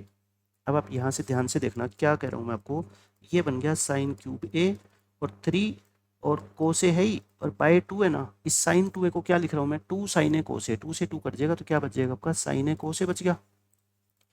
दोनों में से 3 कॉमन ले लो, साइन ए कॉमन ले लो, अंदर क्या बच गया साइन स्क्वायर ए और वहाँ से क्या बच गया बच्चों कोस स्क्वायर ए और ये होता है 1। फाइनल आंसर अपना आ गया क्या 3 साइन ए आ गया। तो यानी कि साइन ए प्लस बी का आंसर, ए प्लस 2b का आंसर 3 साइन ए आ गया। बट अब ये 3 जब तक यहाँ से गायब नहीं होगा तो हम फिर साइन से साइन कैसे काट दें, यानी कि नहीं काट सकते। इसका मतलब साइन अप्लाई करने से बात बनी नहीं। तो अब मैं क्या कहता हूँ, इसमें कोस अप्लाई करके देख लो। आपके बस माइंड में ये होना चाहिए कि क्वेश्चन को करने का प्रोसेस ये है। मैं ये नहीं कह रहा कि ऐसे कैसे पता लगेगा साइन अप्लाई करना है या कोस अप्लाई करना है, वो तो एग्जाम में भी हो सकता है आपको ये स्टेप करके देखना पड़े, बट कम से कम एक प्रोसेस आपको पता लग गया कि ऐसे क्वेश्चन को सोल्व करने का तरीका होता है कि कुछ रेशियो अप्लाई करेंगे तभी इसका आंसर आएगा। अब देखना, आप कोस अप्लाई कर दोगे ना, आपका तुरंत आंसर आ जाएगा। कोस ए प्लस बी का फॉर्मूला होता है कोस ए कोस बी, और प्लस है तो क्या आ जाएगा, माइनस साइन ए साइन बी। अब सारी वैल्यू पुट कर दो। कोस ए तो कहीं गिवन नहीं है आपको, कोस टू बी आपको दे रखा है 3 साइन स्क्वायर ए, माइनस साइन ए नहीं गिवन है, साइन टू बी, ये रहा साइन टू बी, कितना है 3/2 साइन 2a। फिर वही स्टेप आप करोगे, 3 कोस ए साइन स्क्वायर ए माइनस 3 साइन ए, आप 2 से 2 कट जाएगा, साइन 2a को क्या लिख दो, 2 साइन ए कोस ए, तो क्या आ जाएगा अपना साइन ए और कोस ए।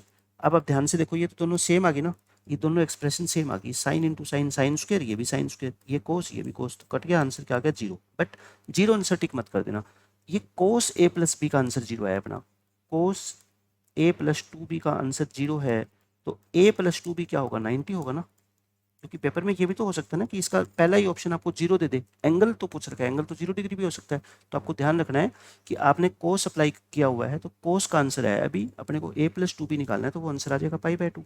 ये इस क्वेश्चन का आंसर हो गया।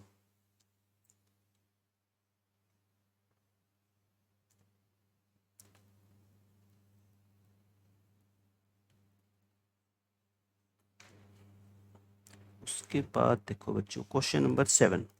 क्वेश्चन 7 में ये कॉन्सेप्ट काम आता है कि अगर आपको tangent A into tangent B कहीं मिलता है, tan A into tan B, इसका आंसर 1 होता है सिर्फ कब, जब ए और बी का सम कितना होता है, 90 डिग्री। इसका सिर्फ सिंपल मतलब यही होता है कि जैसे मान लो मैं कहूँ आपसे कि 10-20 और 10-70, आप तुरंत कहो कि इसका आंसर 1 होता है। ऐसा क्यों होता है, क्योंकि एक 10 को आप कोट में चेंज कर लो, 10 को कोट लिखोगे तो मैंने बताया था एंगल को 90 माइनस करके लिखना पड़ेगा, ये आ गया अपना 10-20 इंटू कोट 20, 10 इंटू कोट की मल्टीप्लाई 1 होती है जब भी एंगल क्या होता है दोनों का सेम। तो बस, लेकिन आपको यूज इसको ऐसे करना है कि 10a इंटू 10b का आंसर 1 होता है जब जब a और b का सम कितना होगा, 90 होगा। अब आप इसको ध्यान से देखो, ये 31 है, ये 59 है, 31 और 59 का जो सम होता है वो 90 होता है, और सारी मल्टीप्लाई में टर्म है, तो ये क्या हो जाएगी 1। ऐसे ही 59 से पहले 58 आया होगा, 32 को 58 से आप जो है ना कनेक्ट करोगे तो इसका आंसर क्या हो जाएगा, आपका 1 हो जाएगा। लेकिन बीच में एक टर्म बचेगी 45, क्योंकि 45 को तो 45 से मिलाएंगे तभी बात बनेगी ना, क्योंकि 10 45 45 का तो 45 से सम 90 होता है, बट 45 नाम की तो एक ही टर्म है, बट अगर वो नहीं भी मिलेगी तो भी कोई फर्क नहीं पड़ता, क्योंकि 10 45 खुद क्या होता है 1, तो बाकी सारी टर्म का भी आंसर 1 है, 10 45 भी 1 होता है, तो आपका टोटल आंसर कितना आ जाएगा इसका 1। देखते हैं आप आंसर बता सकते हो, इसका आंसर 1 आएगा। लोग के अंदर ये क्वेश्चन पूछा जाता है ज़्यादा। अब आप क्वेश्चन देखो, क्वेश्चन नंबर 8। क्वेश्चन नंबर 8 में आप दिमाग लगाओ, साइन 24 प्लस कोस 66 और साइन 24 माइनस कोस 66, तो ये तो अपने को दिख रहा है कि sign A plus B A minus B है, तो ये हो गया अपना ए स्क्वेयर माइनस के बी स्क्वेयर, ए स्क्वेयर माइनस के बी स्क्वेयर। अब आप ध्यान से देखो, ये 24 और 66 में कुछ खास रिलेशन है ना, इन दोनों का सम कितना होता है, 90। तो या तो आप ऐसा करो कि इस कोस स्क्वेयर को, एंगल को आप क्या लिख दो, या तो आप ऐसा करो, इस कोस को क्या लिख दो, साइन लिख दो, कोस को साइन लिख दो। लेकिन जब भी कोस को साइन लिखोगे तो एंगल क्या करना पड़ेगा, 90 माइनस करके लिखना पड़ेगा। तो अब आप खुद ही देख लो कि ये भी साइन स्क्वेयर 24 है और ये भी साइन स्क्वेयर 24 है, तो आंसर आ गया 0। या फिर मैंने आपको सबसे पहले क्वेश्चन में आज ये बताया था कि आप हमेशा ध्यान रखोगे कि साइन का आंसर कोस के इक्वल होता है अगर उन दोनों एंगल का सम कितना है, 90 है। अब आप ये ध्यान से देखो कि इन दोनों एंगल का सम 90 है ना, 24 प्लस 66 90 होता है, तो इसके ऊपर साइन की वैल्यू और कोस की वैल्यू क्या होगी, सेम, और एक वैल्यू में से सेम वैल्यू आप माइनस करोगे तो आंसर क्या आएगा, 0। तो ऑब्जर्वेशन अगर आपकी अच्छी है तो आप इसका आंसर डायरेक्ट भी बता सकते हो, नहीं तो आप क्या सोच सकते हो, ज़्यादा से ज़्यादा पेपर में यही सोचोगे कि कोस को एक बार साइन में चेंज करके देख लेते हैं, साइन स्क्वायर एंगल क्या लिखोगे फिर 90 माइनस 66 करके, और आपका आंसर आ जाएगा। मतलब कि आपको सबसे पहले आपके दिमाग में ये चीज़ आनी चाहिए कि जो ये दोनों एंगल आपको गिवन है ना, क्या ये मतलब अच्छे वाले एंगल है क्या, मतलब इनका सम 90 बन रहा हो, 60 बन रहा हो, 120 बन रहा है, 180 बन रहा है, अगर ये अच्छे एंगल बन रहे हैं ना तो मतलब क्वेश्चन आसानी से आपका सोल्व हो जाएगा।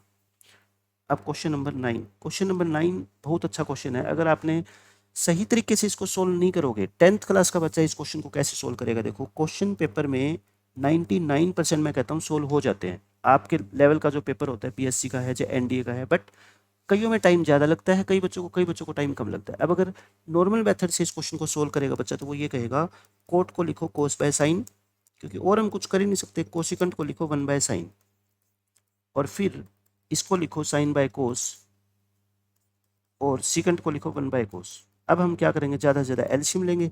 साइन एलसीएम लेंगे तो ये क्या बनेगा आपका, साइन प्लस में कोस माइनस 1 अपॉन साइन थीटा, और यहाँ से कोस एलसीएम लेंगे तो कोस प्लस साइन प्लस 1 अपॉन में कोस थीटा।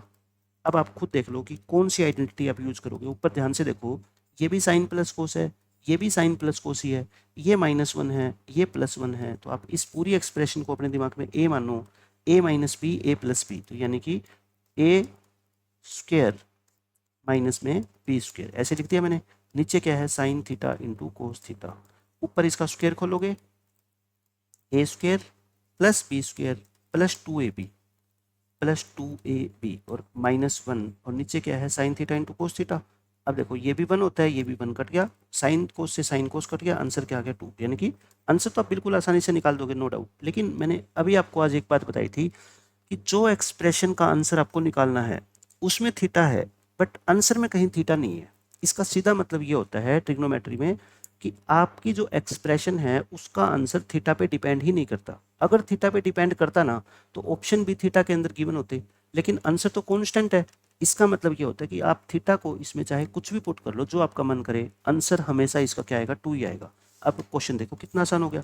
मैं कहता हूँ थीटा को फिर आप क्या मानोगे, जब भी 10 और कोट आपको दिखाई देना तो थीटा को ज़्यादातर क्या माना करो, 45। आप 60 भी मान सकते हो, 30 भी मान सकते हो, बट उससे फिर वही होगी कि हम सारा काम किस लिए कर रहे हैं, कैलकुलेशन को आसान बनाने के लिए, अपना टाइम सेव करने के लिए।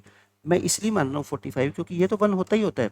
साथ में सीकेंट 45 और कोसिकेंट 45 की वैल्यू भी बच्चों क्या होती है, सेम होती है ना, दोनों की वैल्यू √2 होती है। तो क्वेश्चन बिल्कुल आसान हो गया। अब मेरा आंसर क्या आ गया, देखो 1 + 10, ये कोट भी 1 होता है और ये होता है √2, और ये कितना हो गया अपना 1 + 1 और प्लस में √2, तो ये आ गया 2 - √2 into 2 + √2, a + b a - b, यानी a का स्क्वायर माइनस b का स्क्वायर, 4 - 2 2 आंसर आ गया। इस तरह से भी आप निकाल सकते हो, और ऐसे तो मैंने आपको डायरेक्ट मेथड तो बता ही दिया इसका। अब क्वेश्चन नंबर 10, इसमें हमारे को 3 कोस इक्वल टू 4 साइन दे रखा है और इसकी वैल्यू निकालनी है। सबसे पहले तो आप जो निकालना चाहते हो ना, आप ध्यान से देखो उसका आंसर क्या होता है। 10 45 प्लस थीटा निकालना चाहते हो, और अभी मैंने बताया था 10 45 प्लस थीटा क्या होता है, फॉर्मूला लगाओ 10a + b का, तो निकल के आएगा 1 + 10 थीटा अपॉन 1 - 10 थीटा। तो बात एक ही है, अगर हमारे को कोई 10 थीटा की वैल्यू बता दे तो अपने क्वेश्चन का आंसर ही आ गया। 10 थीटा तो देखो इसने बता ही रखा है इनडायरेक्ट रूप से।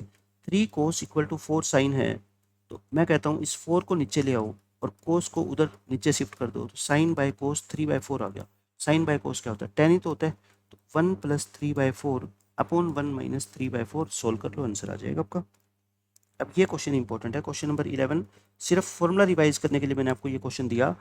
10 की वैल्यू आपको पता है और कोस 2a की वैल्यू निकालनी है। देखो एंगल अगर सेम होते तब तो आप कहते ट्रायंगल बना के निकाल लेंगे, 10 की वैल्यू दे रखी है और कोस की वैल्यू निकल जाएगी, बट यहाँ पे एंगल ही डिफरेंट है। तो आप याद करो साइन 2a के फॉर्मूले, तीनों के फॉर्मूले डबल एंगल फॉर्मूले में साइन 2a, कोस 2a और टेन 2a, तीनों के फॉर्मूले टेंजेंट की फॉर्म में क्या होता है, 2 tangent a upon 1 + tan square a।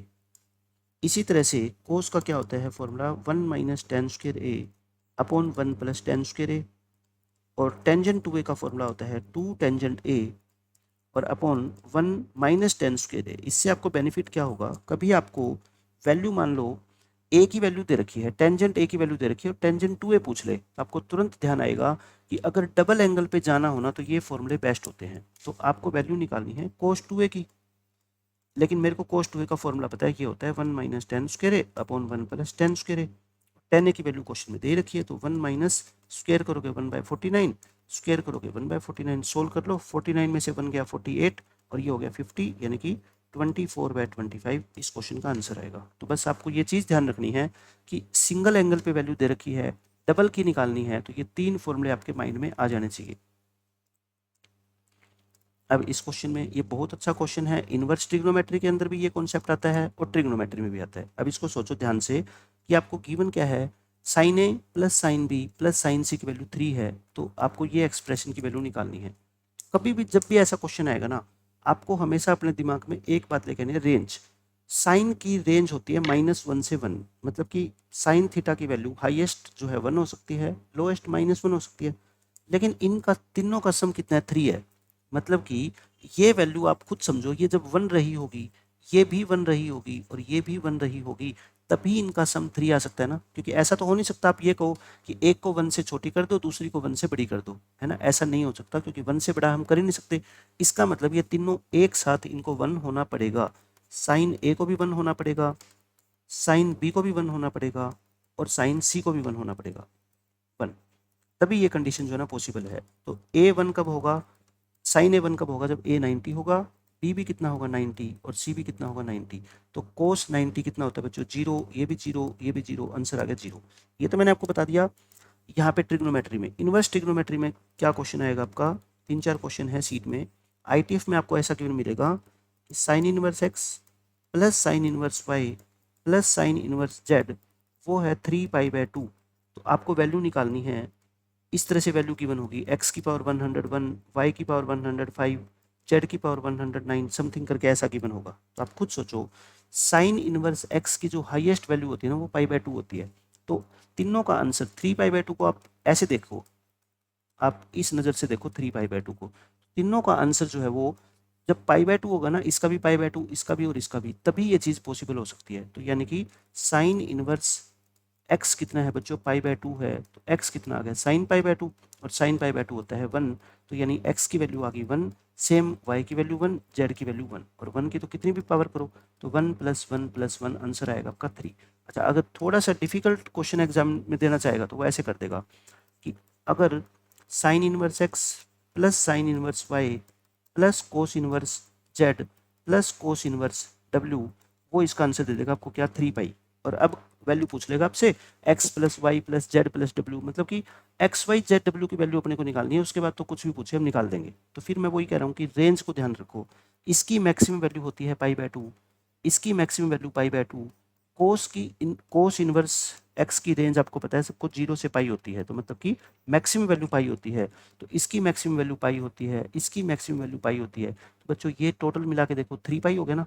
तो ये 3π तभी पॉसिबल हो सकता है जब हर एक एक्सप्रेशन अपनी मैक्सिमम वैल्यू को अटेन करे। तो आपको पता है कि साइन इनवर्स एक्स अगर π/2 है तो एक्स बच्चों कितना आ गया 1, वाई भी कितना आ गया 1। अब ये मत सोचना सारे बनाएंगे, ध्यान से देखो, कोस इनवर्स जेड अगर पाई है तो जेड कितना आएगा कोस पाई, और कोस पाई कितना होता है -1, और कोस पाई -1, तो यानी कि ये आपकी वैल्यू आएगी। तो इस तरह से आपको चीज़ें सोचनी है। एक क्वेश्चन आप एक सोल्व करो बेशक, बट इन सीट्स का सिर्फ यही मतलब नहीं है कि आपने क्वेश्चन सोल्व किया और छोड़ दिया। आप उस क्वेश्चन के बारे में थोड़ा एनालाइज करो कि एग्जाम में और इस क्वेश्चन को किस तरह से पूछा जा सकता है। और जब भी आपने आईटीएफ भी कर लिया, ट्रिग्नोमेट्री भी कर लिया, फिर आप दोनों को जो रिलेट करने की कोशिश करो कि कौन सा कॉन्सेप्ट यहाँ पे भी यूज़ हो सकता है और आईटीएफ के अंदर भी यूज़ हो सकता है।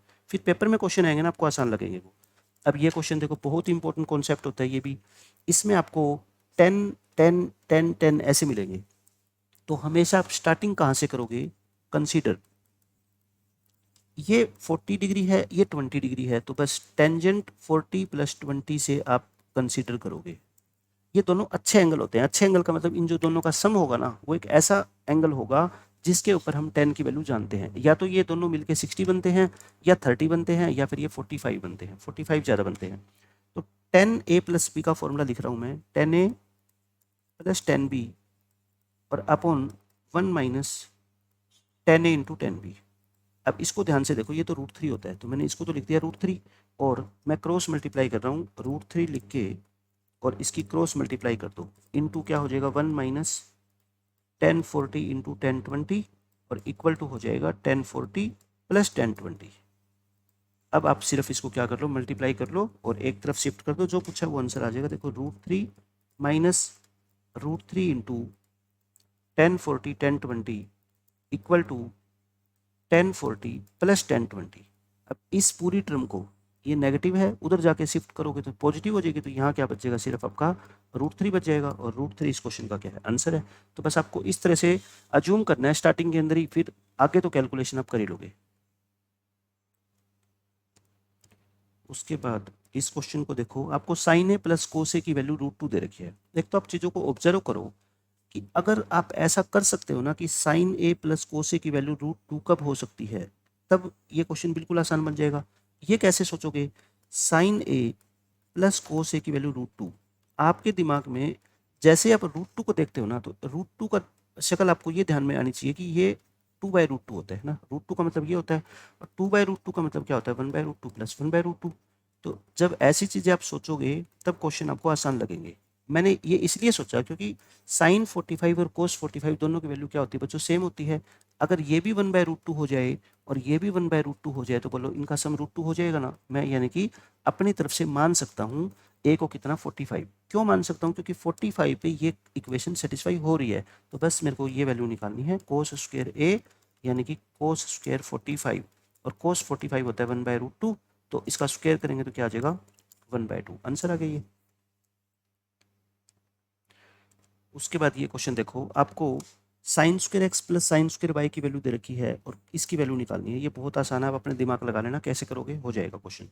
अब इस क्वेश्चन में देखो, इस क्वेश्चन में 1 + 10/1 - 10, टेंजेंट 45 और प्लस है तो ऊपर क्या लगाओगे, +15, टेंजेंट 60 यानी कि √3 इस क्वेश्चन का आंसर आएगा। मैंने आपको ये प्रॉपर्टी बताई है आज, ये नोट कर लो कि साइन स्क्वायर ए और साइन स्क्वायर बी का सम 1 कब होता है। बस आप ऐसे सोचो अपने दिमाग में, ये तब होता है जब ए और बी का सम कितना होता है बच्चों, 90 होता है। तो फिर यही मैंने आपको दे रखा है कि sine square x plus sine square y मैंने 1 दे रखा है।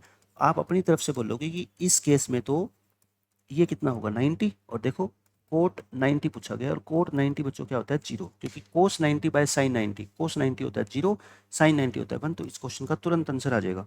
फिर भी अगर मान लो आपको ध्यान नहीं आता ऐसी चीज़ें भी, तो आप ऐसे करोगे, फिर sine square x equal to 1 minus sine square y लिख दें, और 1 माइनस साइन स्क्वायर वाई क्या होता है, कोस स्क्वायर वाई।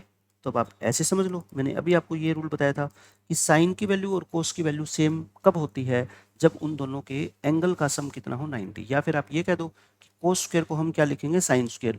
तो मैं बोलूँगा कि अगर ये लिखोगे तो एंगल को लिखो 90 माइनस करके, तब देखो साइन स्क्वायर कट जाएगा, एक्स क्या आ गया 90 minus y, x plus y कितना आएगा 90। आना तो एक्स प्लस वाई को 90 ही है, चाहे आप किसी भी तरफ से जो है ना इसका आंसर निकाल लो। बट मैं कहता हूँ जब तक पेपर में ये इक्वेशन देखते ही आपको ये ध्यान नहीं आएगा कि इन दोनों का आंसर 1 कब होता है, जब एक्स और वाई का सम 90 होता है, फिर उस क्वेश्चन को सोल्व करना जो है ना वो मुश्किल हो जाएगा। क्योंकि टाइम अपने पास इतना लिमिटेड होता है ना कि क्वेश्चन इतने ज़्यादा, 200 क्वेश्चन, टाइम हमारे पास सिर्फ 3 घंटे।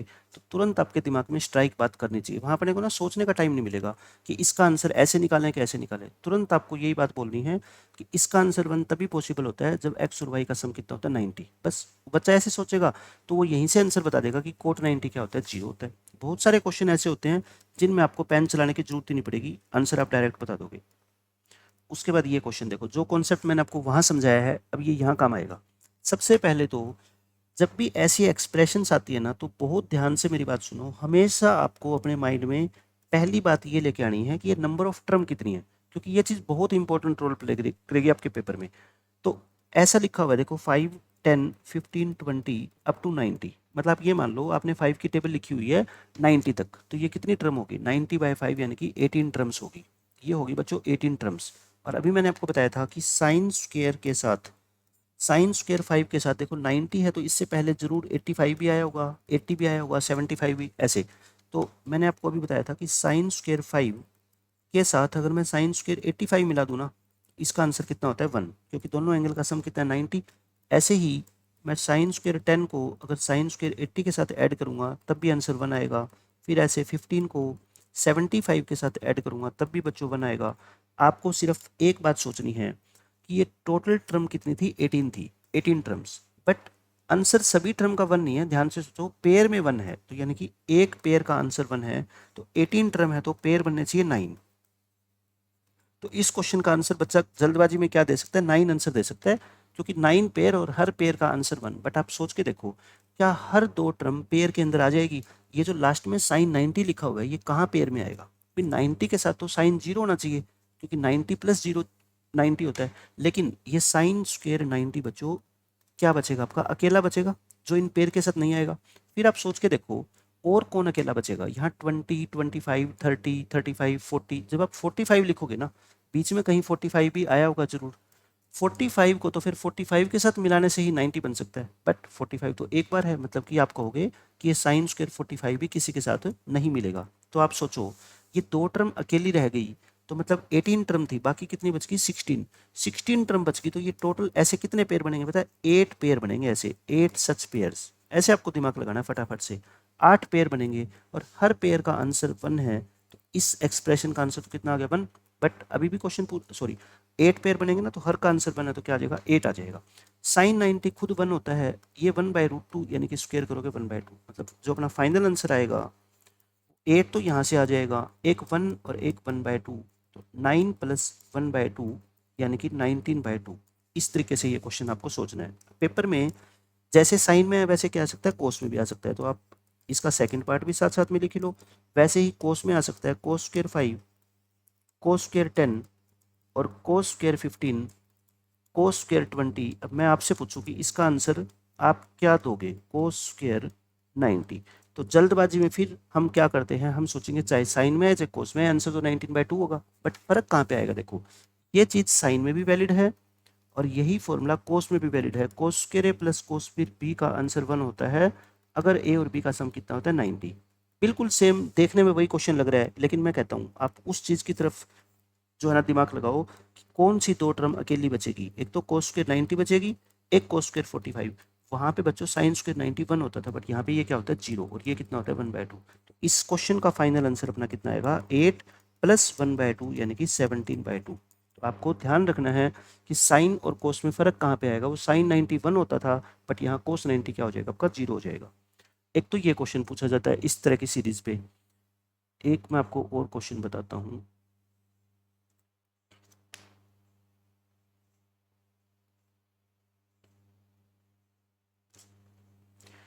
एक बच्चों क्वेश्चन पूछा जाएगा आपसे ये वाला, इस जैसे आपको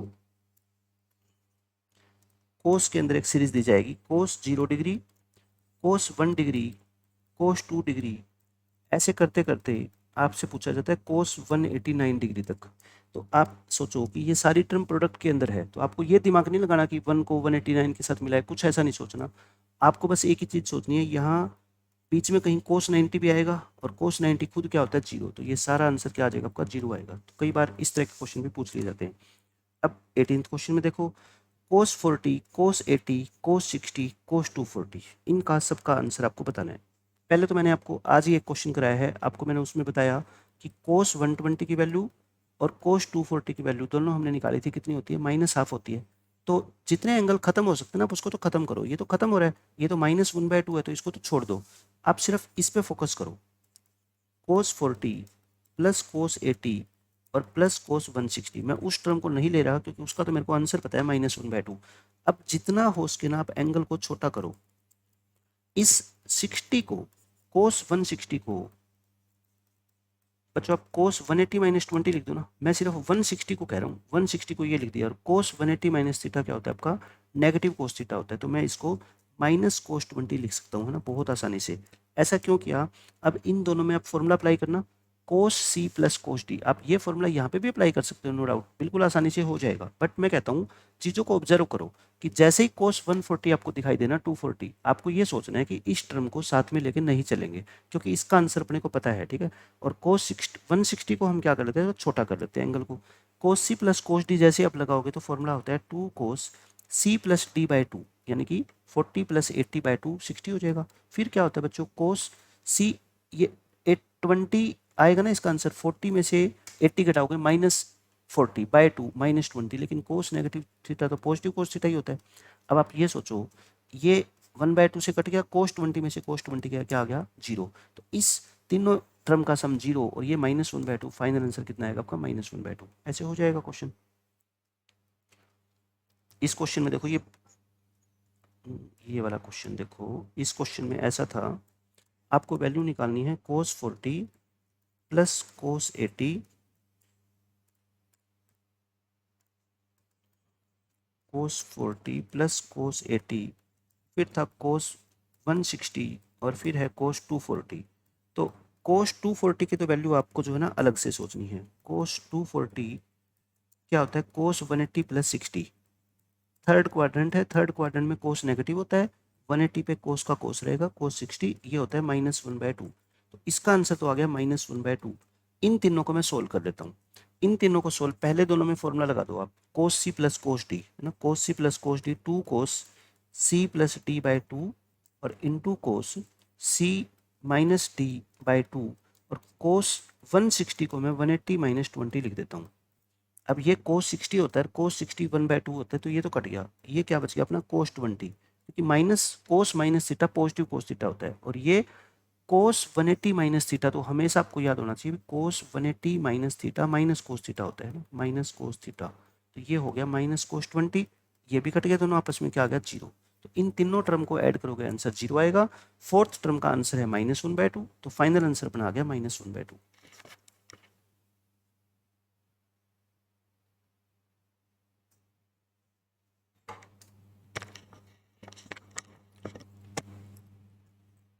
उसके बाद ये क्वेश्चन देखो, अब आपको 10a और 10b की वैल्यू दे रखी है, 10 2a प्लस बी निकालना है आपको। जो निकालना है ना, आप एक बार फॉर्मूला लिखना उसका, 10a प्लस बी यानी कि tangent a plus tangent b upon 1 minus 10a into 10b।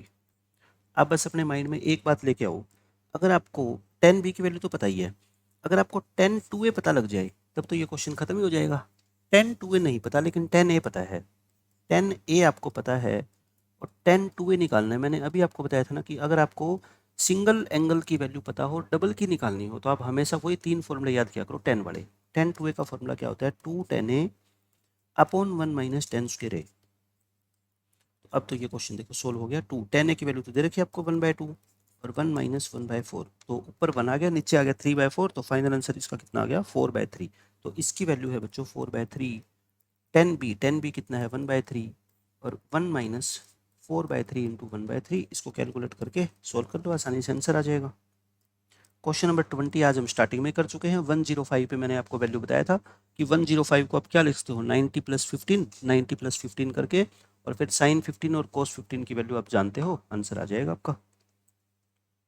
उसके बाद ये क्वेश्चन, इस क्वेश्चन में आप इसको मल्टीप्लाई का साइन कर लो, ये मल्टीप्लाई का साइन है। अब इस क्वेश्चन का आंसर कैसे निकालोगे, देखो ये लिखा हुआ है जो है वो है कोट 45 प्लस में x और ये लिखा हुआ है कोट 45 माइनस x। आप कोट में फॉर्मूला नहीं जानते, 10 में तो जानते हो ना। तो 10 45 प्लस थीटा क्या होता था, 1 plus 10 theta upon 1 minus 10 theta, but cot है तो मैं उल्टा कर देता हूँ, प्लस है तो ऊपर माइनस कर देता हूँ और नीचे प्लस कर देता हूँ, और ये भी कोट है, माइनस है तो ऊपर क्या कर देता हूँ प्लस और नीचे क्या कर देते हैं माइनस। ये तो कट गया, सब कुछ कट गया, तो आंसर कितना आ गया आपका 1। अब इस क्वेश्चन में देखो ये चीज़ें होती है कुछ मैनिपुलेशन की, मतलब कि आपको अपने हिसाब से इस 2b को इस तरह से चेंज करना है कि वो a प्लस बी भी यूज हो जाए और a माइनस बी भी यूज हो जाए। मतलब कि मैं आपको सिर्फ इतना कहता हूँ कि 2b को कुछ ऐसा लिखो कि उसमें a प्लस बी भी आ जाए और a माइनस बी भी आ जाए, क्योंकि मैं ये चाहता हूँ कि फॉर्मूला लगाऊँ मैं टेंजेंट का, उसके अंदर tangent a plus tangent b। तो अब आप ये सोच लो कि a प्लस बी और a माइनस बी दोनों रखने हैं आपको, 2b लेके आना है ना, है तो 2b। तो इन दोनों को क्या करें, इन दोनों को प्लस कर दें या माइनस कर दें। अगर आप प्लस करोगे तो क्या आएगा, देखो 2a आएगा, लेकिन अगर आप माइनस कर दो, मैंने सिर्फ आपको इतना ही बताया कि मेरे को है ना 2b को ऐसे मैनिपुलेट करना है कि ये दोनों टर्म यूज हो जाए। अब मैंने एक बार a प्लस बी लिख दिया, एक बार a माइनस बी, प्लस मैंने कर दिया तो देखो आया नहीं, क्योंकि प्लस में तो 2b कट गया, 2a बच गया, माइनस करूंगा तो a से a कट जाएगा और ये क्या बच गया आपका, ये प्लस था ना, ये स्टार्टिंग में क्या है प्लस, तो ये क्या हो गया 2b आ गया। तो बस अब क्वेश्चन हो गया खत्म। अब आपको निकालना है टेंजेंट 2b। 2b को मैं क्या लिख रहा हूँ, a plus b minus a minus b. अब फॉर्मूला यूज कर सकता हूँ मैं, ये इसको पूरे को अपने दिमाग में आप a मानो और इसको क्या मानो b। तो 10a माइनस बी का फॉर्मूला होता है बच्चों 10a माइनस 10b और upon 1 plus 10a into 10b। सब की वैल्यू आपको गिवन है, वैल्यू पुट कर दो और आपका आंसर आ जाएगा। ये है आपका p, ये है q, ये है p, ये है q। तो बस यही आंसर है, 1 minus p minus q upon 1 plus p।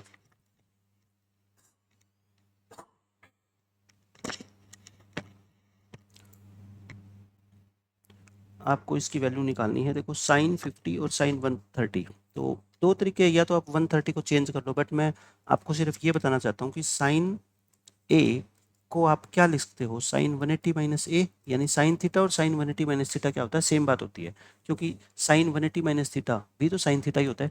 तो इसको ऐसे ऑब्जर्व करो कि साइन ए का आंसर साइन के ही इक्वल कब होता है, जब ए और बी का सम कितना होता है बच्चों, 180 होता है।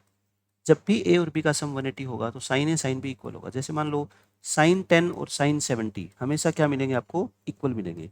साइन 30 साइन 150 हमेशा इक्वल मिलेंगे।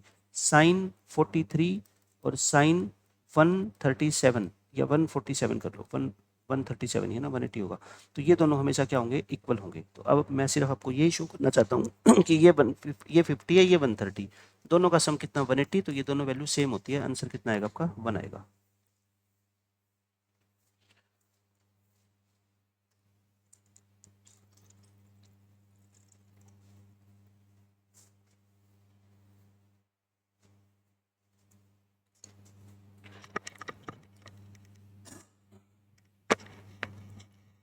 ये क्वेश्चन 1 मिनट का टाइम लेके आप खुद ट्राई करो। मैं आपको हिंट दे देता हूँ, पहली दो टर्म में आप फॉर्मूला लगा दो साइन सी माइनस साइन टी का। देखो फॉर्मूला लगा के और आप ट्राई करो, उस 10 को पढ़ा रहने दो अकेला, 10 तो अकेला है ना, वो किसी के साथ जो है ना आप क्लब नहीं कर सकते, उसको रहने दो। आप साइन सी माइनस साइन डी अप्लाई करो और देखना लास्ट में वो 10 वाली टर्म कट जाएगी, आंसर आपका आ जाएगा। एक बार आप ट्राई करके देखो।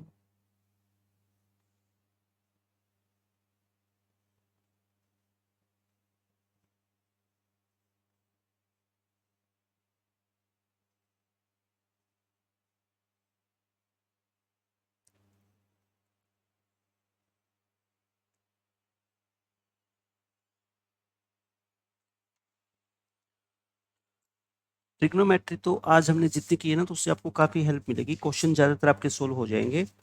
जो आपका पहला पेपर हुआ था सुपर 30 टेस्ट 1, अगर वो पेपर किसी बच्चे के पास है, पीडीएफ है, मोबाइल में देख के आप मेरे को बता दो उसमें कौन कौन से क्वेश्चन करवाने चाहिए, मैं कुछ उन क्वेश्चंस के आपको प्रैक्टिस करवा देता हूँ। आप एक बार वो क्वेश्चन देख लो और मेरे को बस क्वेश्चन का नंबर बोलते जाओ, कोई भी बच्चा, मैं वो सोल्व करवा दूंगा।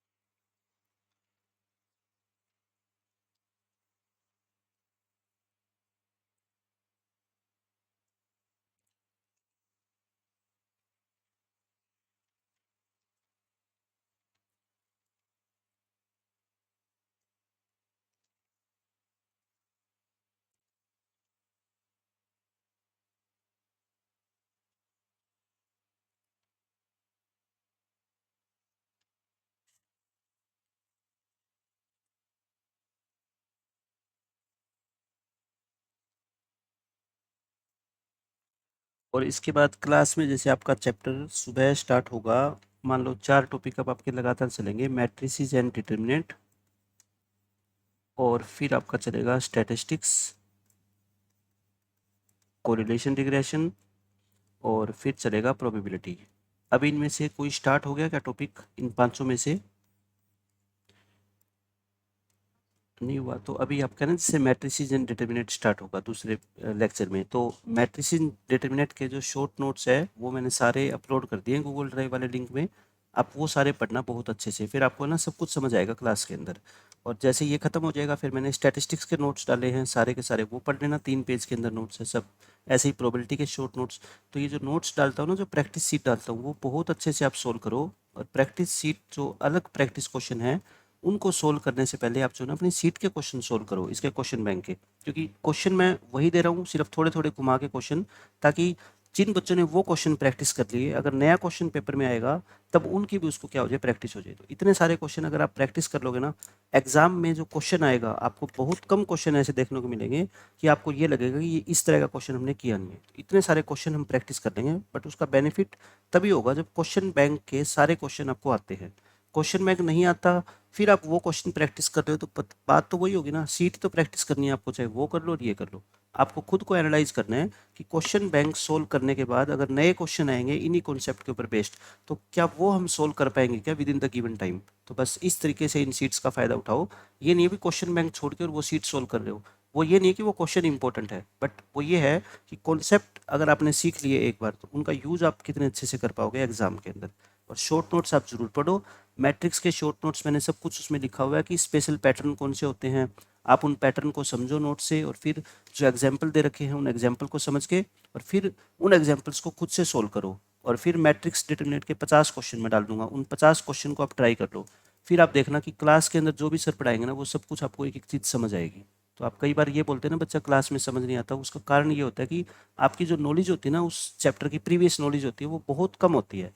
तो इसलिए सारी चीज़ें एक क्लास के अंदर समझ पाना मुश्किल होता है। बट खुद घर से पढ़ के जाओगे, थोड़ी सी मेहनत करके जाओगे, आधा घंटा 1 घंटा, तो आपके ना 3-4 दिन अच्छे निकलेंगे, क्योंकि सारा कुछ आपको फिर आपको समझ आएगा।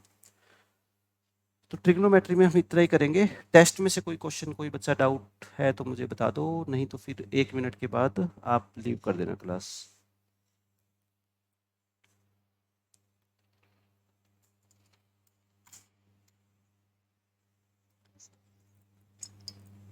Question number 79।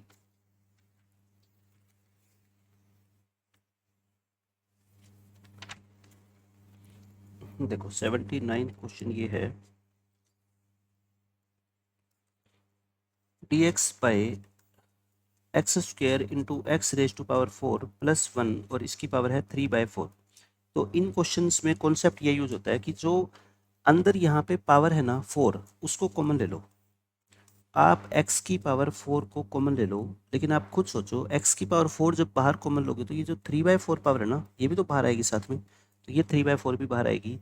और अंदर से x की पावर 4 कॉमन लोगे तो ये क्या बच गया 1, और ये क्या बनेगा आपका 1/x की पावर 4, और इसकी पावर बची होगी 3/4। ये 4 से 4 कट गया, x cube into x square होता है x की पावर 5, और ये बन गया आपका 1 प्लस 1/x की पावर 4 और इसकी पावर 3/4। अब आप बहुत अच्छे से इसको देखो कि इसका अगर हम 1/x की पावर 4 को टी पुट कर दें, आप सोचो, तो इसका जो डेरिवेटिव होगा ना, नीचे पावर 4 है तो डेरिवेटिव करने के बाद नीचे कितनी हो जाएगी 5 हो जाएगी।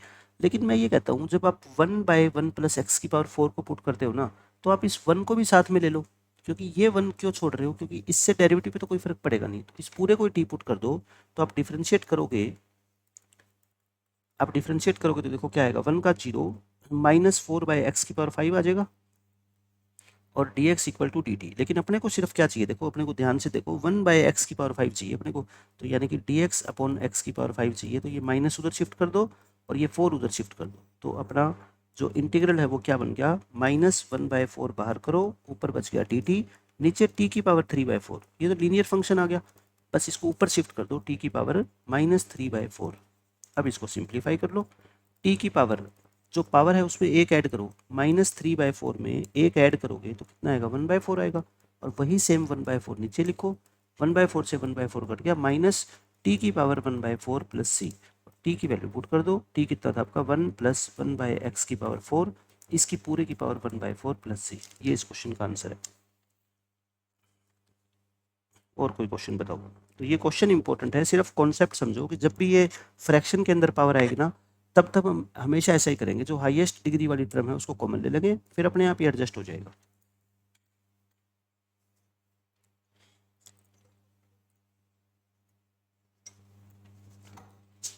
क्वेश्चन 48 में देखो, 48 क्वेश्चन ऐसा है, D X upon X plus root A square minus X square. तो जब भी ये वाली एक्सप्रेशन आपको दिखाई देना, A square minus X square और रूट के अंदर, तो आप हमेशा ही एक्स स्क्वेयर को क्या पुट कर देना, A square sine square theta put कर दे, क्योंकि ए स्क्वेयर तो ये वाला ए स्क्वेयर कॉमन ले, और 1 माइनस साइन स्क्वेयर थीटा आपको पता है क्या होता है, कोस स्क्वेयर थीटा ये।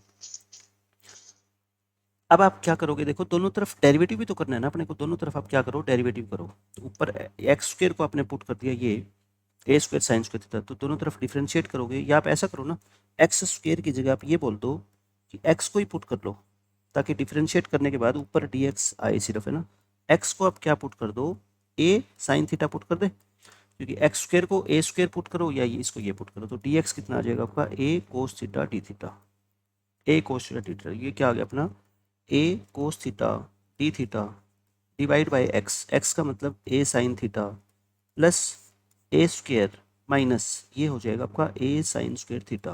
तो अब आप ध्यान से देखो कि ए तो कॉमन लेके मैं काट रहा हूँ, यहाँ से भी ए बाहर आएगा, यहाँ से भी, तो ऊपर बच गया कोस थीटा डी थीटा और नीचे क्या बन गया आपका साइन थीटा, और ये क्या बनेगा देखो 1 माइनस साइन स्क्वायर होता है कोस स्क्वायर, बाहर आएगा तो कोस। अब यहाँ पे कई बच्चों को प्रॉब्लम आ जाती है, इसकी मैंने आपको क्लास में शॉर्टकट बताया था, ये वाला शॉर्टकट देखो, ऊपर हो ए और पहले क्या है मान लो साइन की term A sine theta plus B cos theta, और नीचे हो C sine theta plus D cos theta D theta. अगर इसका इंटीग्रेशन निकालना हो तो आप सोचो क्या किया था मैंने, ए सी और फिर प्लस बी डी और नीचे सी स्क्वायर प्लस में डी स्क्वायर और पूरे के साथ इनटू में क्या था एक्स माइनस इनका डिटर्मिनेंट कैसे, ए बी सी डी का determinant a d minus b c और नीचे तो वही सी स्क्वायर प्लस में डी स्क्वायर आएगा और इनटू में क्या आएगा लॉग ऑफ डिनोमिनेटर यानी कि सी साइन थीटा और प्लस में टी कोस थीटा, वो वाला फॉर्मूला अप्लाई कर दो। ऊपर साइन की टर्म नहीं है तो इसको क्या लिख लो आप 0 साइन थीटा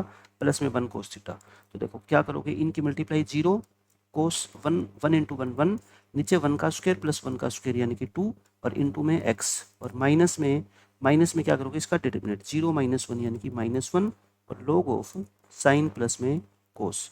तो ये अपना कितना आ गया 1/2 यानी x/2 और minus minus plus log of sine theta plus में कोस थीटा। अब आप क्या करो वापस से वैल्यू पुट कर दो, x साइन थीटा को क्या पुट करो देखो x/a, साइन थीटा को बच्चों पुट करो x/a और कोस थीटा, जब साइन थीटा अपने पास x/a है, साइन थीटा x/a है तो कोस थीटा क्या होगा, ये होता है अपना परपेंडिकुलर अपॉन हाइपोटेन्यूज, तो ये होता है a square minus x square. तो कोस को क्या लिख दो आप, कोस को लिखो आप बेस बाय हाइपोटेन्यूज यानी कि यही होगा ना परपेंडिकुलर बाय हाइपोटेन्यूज, ठीक है, a square minus x square और डिवाइड में क्या कर दो a, ये अपना आंसर है। ऐसे करो। और बताओ कोई क्वेश्चन।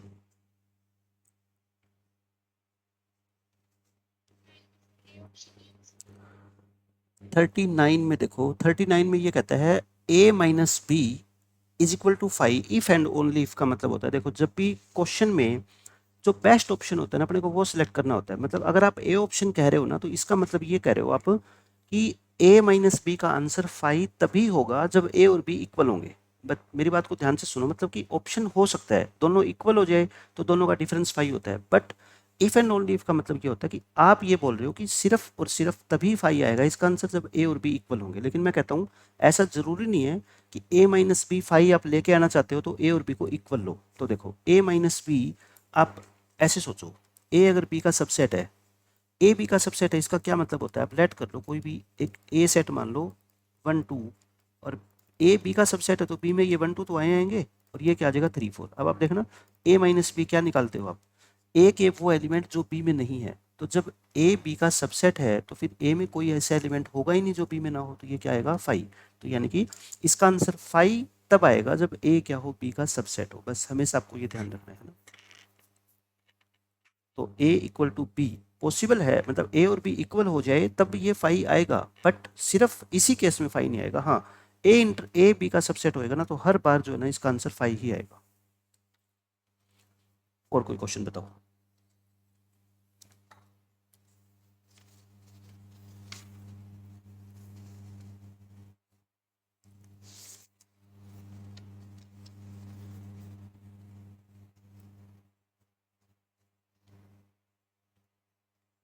Sir 97 question sir.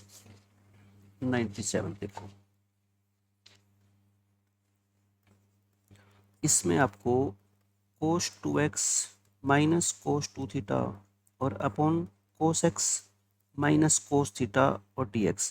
इसमें सबसे पहली बात तो जो आपको ध्यान रखनी है ना वो इंटीग्रेशन में ये है कि इंटीग्रेशन अगर आप x की रिस्पेक्ट में निकाल रहे हो तो x के अलावा जो भी कुछ लिखा हुआ है ना आपको वो कांस्टेंट ट्रीट करना है। जैसे यहाँ पे थीटा वाली जो टर्म है ना आप इसको अपने माइंड में cos 2x माइनस 1 लिखा होता ना, आप इसको वैसे ही मानो, यानी कि थीटा इंटीग्रेशन, मतलब कि 12th क्लास तक ऐसा नहीं पढ़ते कि डबल इंटीग्रेशन दो वेरिएबल के अंदर हो तो वो कैसे करेंगे। तो एक तो आपको ये बात ध्यान रखनी है। फिर आपको क्या सोचना है कि ऊपर 2x 2 थीटा है, नीचे x और थीटा है, तो आप ऊपर फॉर्मूला लगा सकते हो क्या?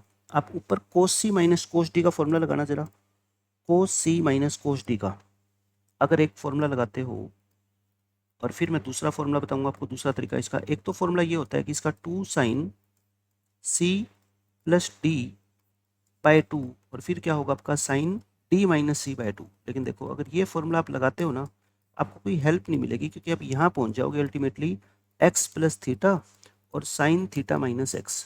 बट उससे तो कोई फर्क नहीं पड़ा, क्योंकि ये तो डबल मेहनत होगी अपनी। यहाँ पे भी थीटा एक्स आ गया और यहाँ पे भी क्या आ गया, एक्स आ गया। तो इस फॉर्मूले को तो यूज नहीं कर सकते हम। उसके बाद आप ये सोचो कि कोश 2x को आप क्या लिख सकते हो। कोस 2 थीटा का फॉर्मूला आप सोच के देखो, स्टार्टिंग में क्या होता था आपका, 2 कोस स्क्वायर थीटा माइनस 1 लिख सकते हैं ना।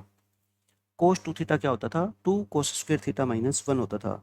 तो आप कोस 2x को क्या लिख सकते हो, 2 कोस स्क्वायर एक्स माइनस 1 लिख सकते हो। क्योंकि मुझे तो सिर्फ एक ही चीज़ दिखाई दे रही है कि एंगल अपना 2x है, मुझे किस में चाहिए, x में चाहिए, ताकि नीचे वाला और ये सेम बन जाए। तो 2x को x बनाना है तो डबल एंगल फॉर्मूला यूज करेंगे, है ना। माइनस ब्रैकेट लगा के कोस 2 थीटा को क्या लिखो आप, और नीचे कोस एक्स माइनस कोस थीटा चलने दो। 1 से 1 तो कट जाएगा आपका, है ना, ये 1 से 1 कटेगा, 2 बाहर कॉमन ले लो, और ऊपर क्या बन गया, कोस स्क्वायर एक्स माइनस कोस स्क्वायर थीटा। अब तो आप सारे बच्चे समझ ही गए कि इसको क्या करने वाले हैं, ऊपर फॉर्मूला लगा दो, कोस ए माइनस, यानी कि A square minus B square, cos X minus cos theta और cos X plus cos theta divide by cos X minus cos theta. ये माइनस वाली टर्म जो है ना कैंसिल हो जाएगी। अब फिर ध्यान दो, कोस का इंटीग्रेशन बच्चों होता है साइन, बट इसका इंटीग्रेशन गलती से साइन मत लिख देना, क्योंकि ये dx x के रिस्पेक्ट में निकाल रहे हो, तो this is a constant term, और कांस्टेंट टर्म का इंटीग्रेशन क्या होता है, x लगा देते हैं ना, x कोस थीटा प्लस में c। तो ये इस क्वेश्चन का आंसर होगा। अपने को बस बातें सीखनी है कि ऐसा क्वेश्चन पेपर में आएगा तो x के अलावा जो भी वेरिएबल यूज किया गया ना, वो एज ए कांस्टेंट अपने को ट्रीट करना है। और क्वेश्चन बताओ।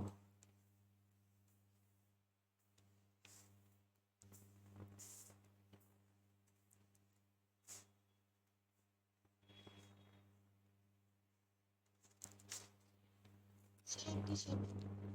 87। 87 में ये बोल रखा है अपने को, integration of 2 raise to 1 by x divide by x square D x. अपने को एक बार ये मान लो इसका आंसर ही निकालना है।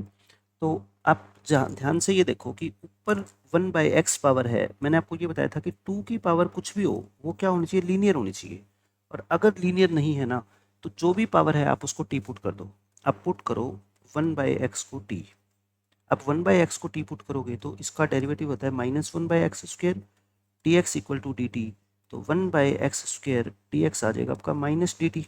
तो अब आप देखो यहाँ पे डी एक्स बाय दिस, तो क्या बच गया आपका, माइनस डी टी बच गया। और 2 की पावर ये क्या है, टी है। अब 2 रेज टू पावर टी का इंटीग्रेशन क्या होता है, 2 की पावर एक्स का इंटीग्रेशन 2 की पावर एक्स ही होता है, पावर का डेरिवेटिव, और इनटू क्या होता है, log 2। डिफरेंशिएशन में हम क्या करते थे, इनटू log 2 करते थे, और यहाँ पे क्या करेंगे हम, डिवाइड में log 2 करेंगे। बस इतना ही तो फर्क होता है। और प्लस में सी, आंसर आ गया अपना माइनस 1 बाय log 2, 2 की पावर 1 बाय एक्स प्लस में सी। तो आपको ध्यान कैसे आएगा, बस जो मैंने रूल बताया था कि 2 की जो भी पावर होगी ना वो लीनियर होनी चाहिए। लीनियर नहीं है तो बस उसको पुट कर दो, पुट करने के बाद अच्छा, अब आपको ये दे क्या रखा है क्वेश्चन में, ये क्वेश्चन में इसका आंसर दे रखा है के इंटू 2 की पावर 1 बाय एक्स प्लस में सी, और हमारा आंसर ये है। तो देखो कॉन्स्टेंट टर्म तो कैंसिल होगी, 2 की पावर 1 बाय एक्स का कोफिशिएंट ये बोलता है के, और हम बोल रहे हैं माइनस 1 बाय log 2, तो यही आंसर आएगा इसका, minus 1 by log 2, option number a. एक ऑप्शन देखो, है ना। और जब कुछ भी बेस ना हो तो हम क्या मानते हैं, उसको ई मानते हैं।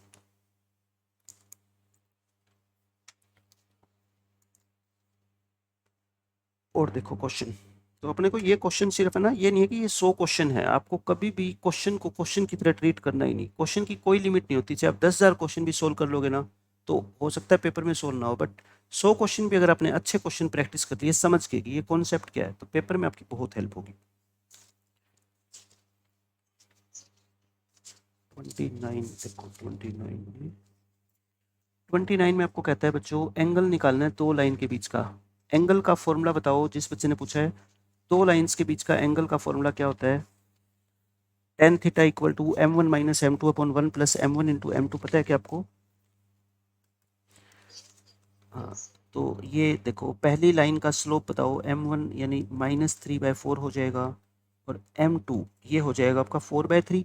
तो ऑब्जर्वेशन करो ध्यान से, देखो इन दोनों की प्रोडक्ट दिख रही है ना अपने को, कितनी होती है? -1, और प्रोडक्ट -1 है तो दोनों लाइन आपस में क्या होती है? परपेंडिकुलर, और परपेंडिकुलर होती है इसका मतलब क्या होता है? दोनों के बीच का एंगल कितना होता है? 90 डिग्री। मैं ये नहीं कहता कि ये देखना जरूरी है, आप फॉर्मूला लगा सकते हो आगे tan थीटा का m1 minus m2 upon 1 plus m1 into m2। तो ऊपर को एक बार मैं ऐसे ही रखने देता हूँ, 1 प्लस m1 और m2 की मल्टीप्लाई देखो कितनी है? -1, तो डिनोमिनेटर में 0 आ गया तो आंसर क्या आ गया? इन्फिनिटी। tan इन्फिनिटी कब होता है? 90 डिग्री पे होता है, tan 90। तो थीटा कितना आ गया आपका? 90 डिग्री। बट मैं कहता हूँ इसको तो बहुत ध्यान से देखो, जब भी आपको दो लाइनें दे रखी हो तो सबसे पहले देखो कहीं ऐसा तो ना हो कि वो दो लाइनें आपस में क्या हो? परपेंडिकुलर हो। और वैसे ही दिख रहा है देखो 3 4, ये कोफिशिएंट ऊपर 3 4, नीचे क्या होता है? एक तो कोफिशिएंट इंटरचेंज हो जाए 4 3, और एक टर्म का साइन चेंज हो जाए, चाहे प्लस वाले का माइनस या माइनस वाले का प्लस, तो दोनों लाइन आपस में क्या होती है? परपेंडिकुलर। तो डायरेक्ट ही आप आंसर बता दोगे इसका कि इसका आंसर होगा 90 डिग्री। और बताओ।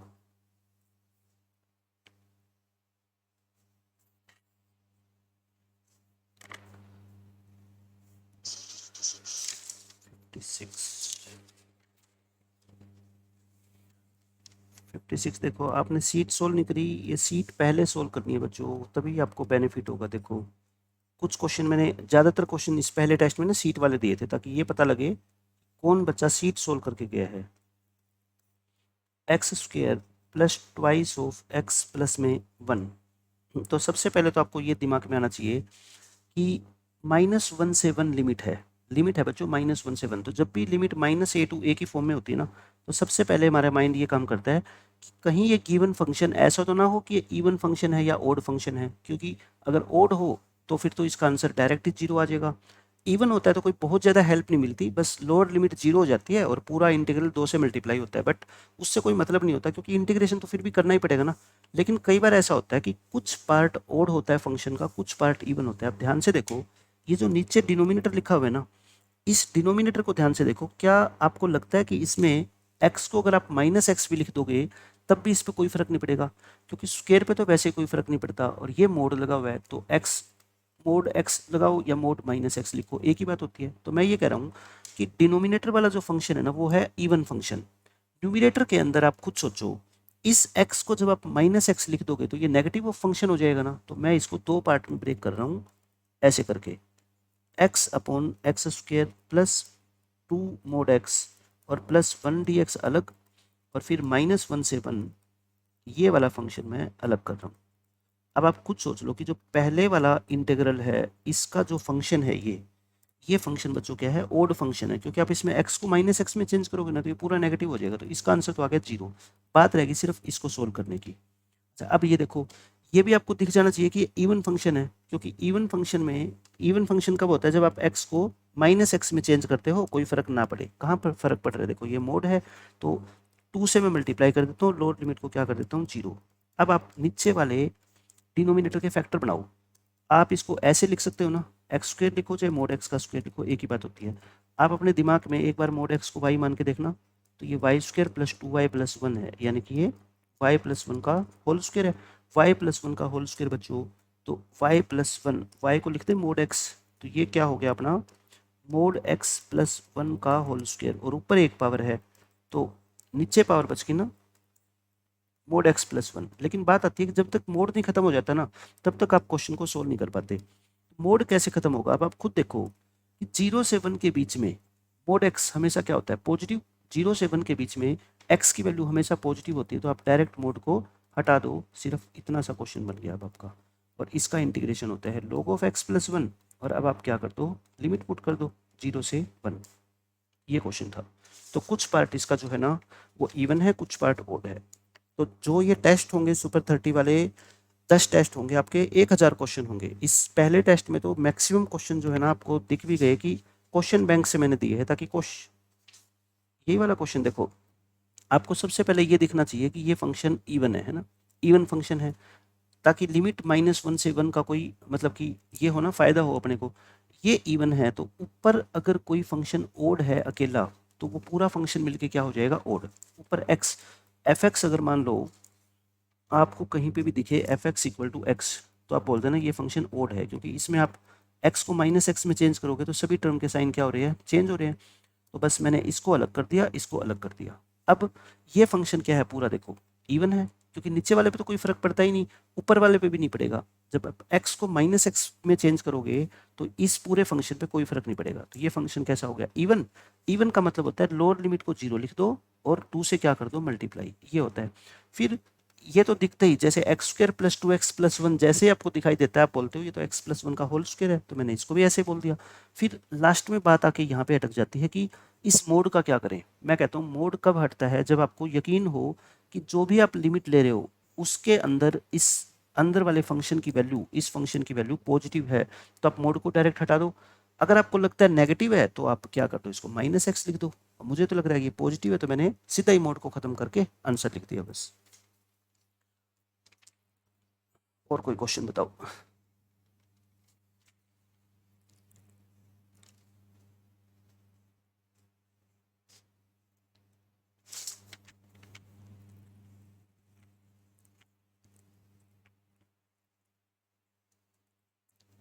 शीट को सोल्व किया करो बच्चे। पहले जो क्वेश्चन बैंक है ना, जो भी पढ़ने वाले बच्चे हैं, अच्छी पढ़ाई जो कर रहे हैं, वो क्वेश्चन बैंक का कुछ भी क्वेश्चन मत छोड़ो जो आपको सिर्फ ये बता रखा है कि अभी ये तो करने ही करने हैं। जो क्वेश्चन हमने अभी छोड़े हैं वो हम सारे बाद में करेंगे, बट अभी जितना काम होता है उसका एक भी क्वेश्चन छूटना नहीं चाहिए। हर क्वेश्चन जो है ना सोल्वेबल है, ऐसा कुछ भी नहीं है कि कोई भी क्वेश्चन ऐसा हो कि आपको कॉन्सेप्ट ना समझ आए। वे सारे के सारे क्वेश्चन सोल्व करोगे ना, आपका कॉन्फिडेंस बहुत ज़्यादा बढ़ेगा। टेस्ट देने का मतलब ही देखो। हाँ बताओ। हाँ, इस बार के टेस्ट में ड्राइव में ट्रिग्नोमेट्री के क्वेश्चन नहीं है, प्रैक्टिस क्वेश्चन मैं आज डाल दूंगा। प्रैक्टिस क्वेश्चन की सीट रेडी है, ट्रिग्नोमेट्री के क्वेश्चन डाल देंगे, ठीक है। और नेक्स्ट टेस्ट जो आपका होगा ना, उसमें ट्रिग्नोमेट्री भी आएगी, आईटीएफ वगैरह सब कुछ आएगा उसमें, मतलब ज़्यादातर चीज़ें कवर हो जाएगी। तो आपका जो संडे वाला टेस्ट होता है उससे पहले ये टेस्ट होएगा ना, तो उस टेस्ट की आपकी बहुत अच्छे से वैसे ही तैयारी हो जाएगी।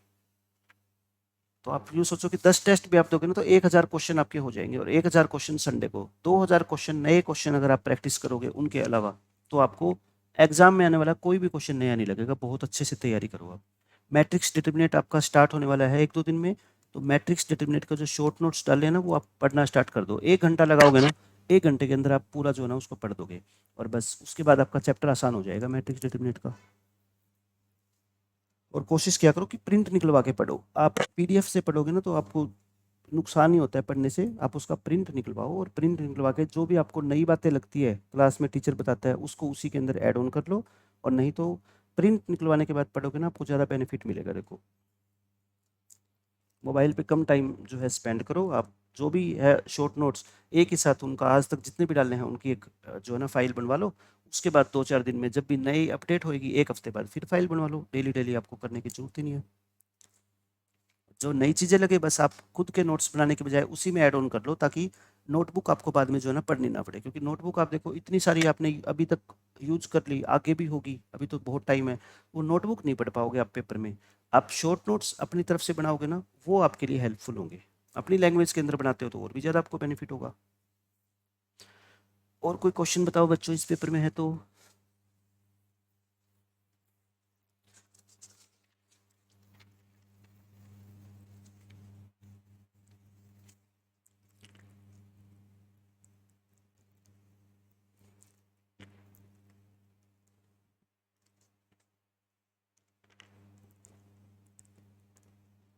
ठीक है, फिर अभी आपकी कोई डाउट नहीं बची, फिर हम कल करेंगे स्टडी। ठीक है, अभी आप लीव कर सकते हैं बच्चों।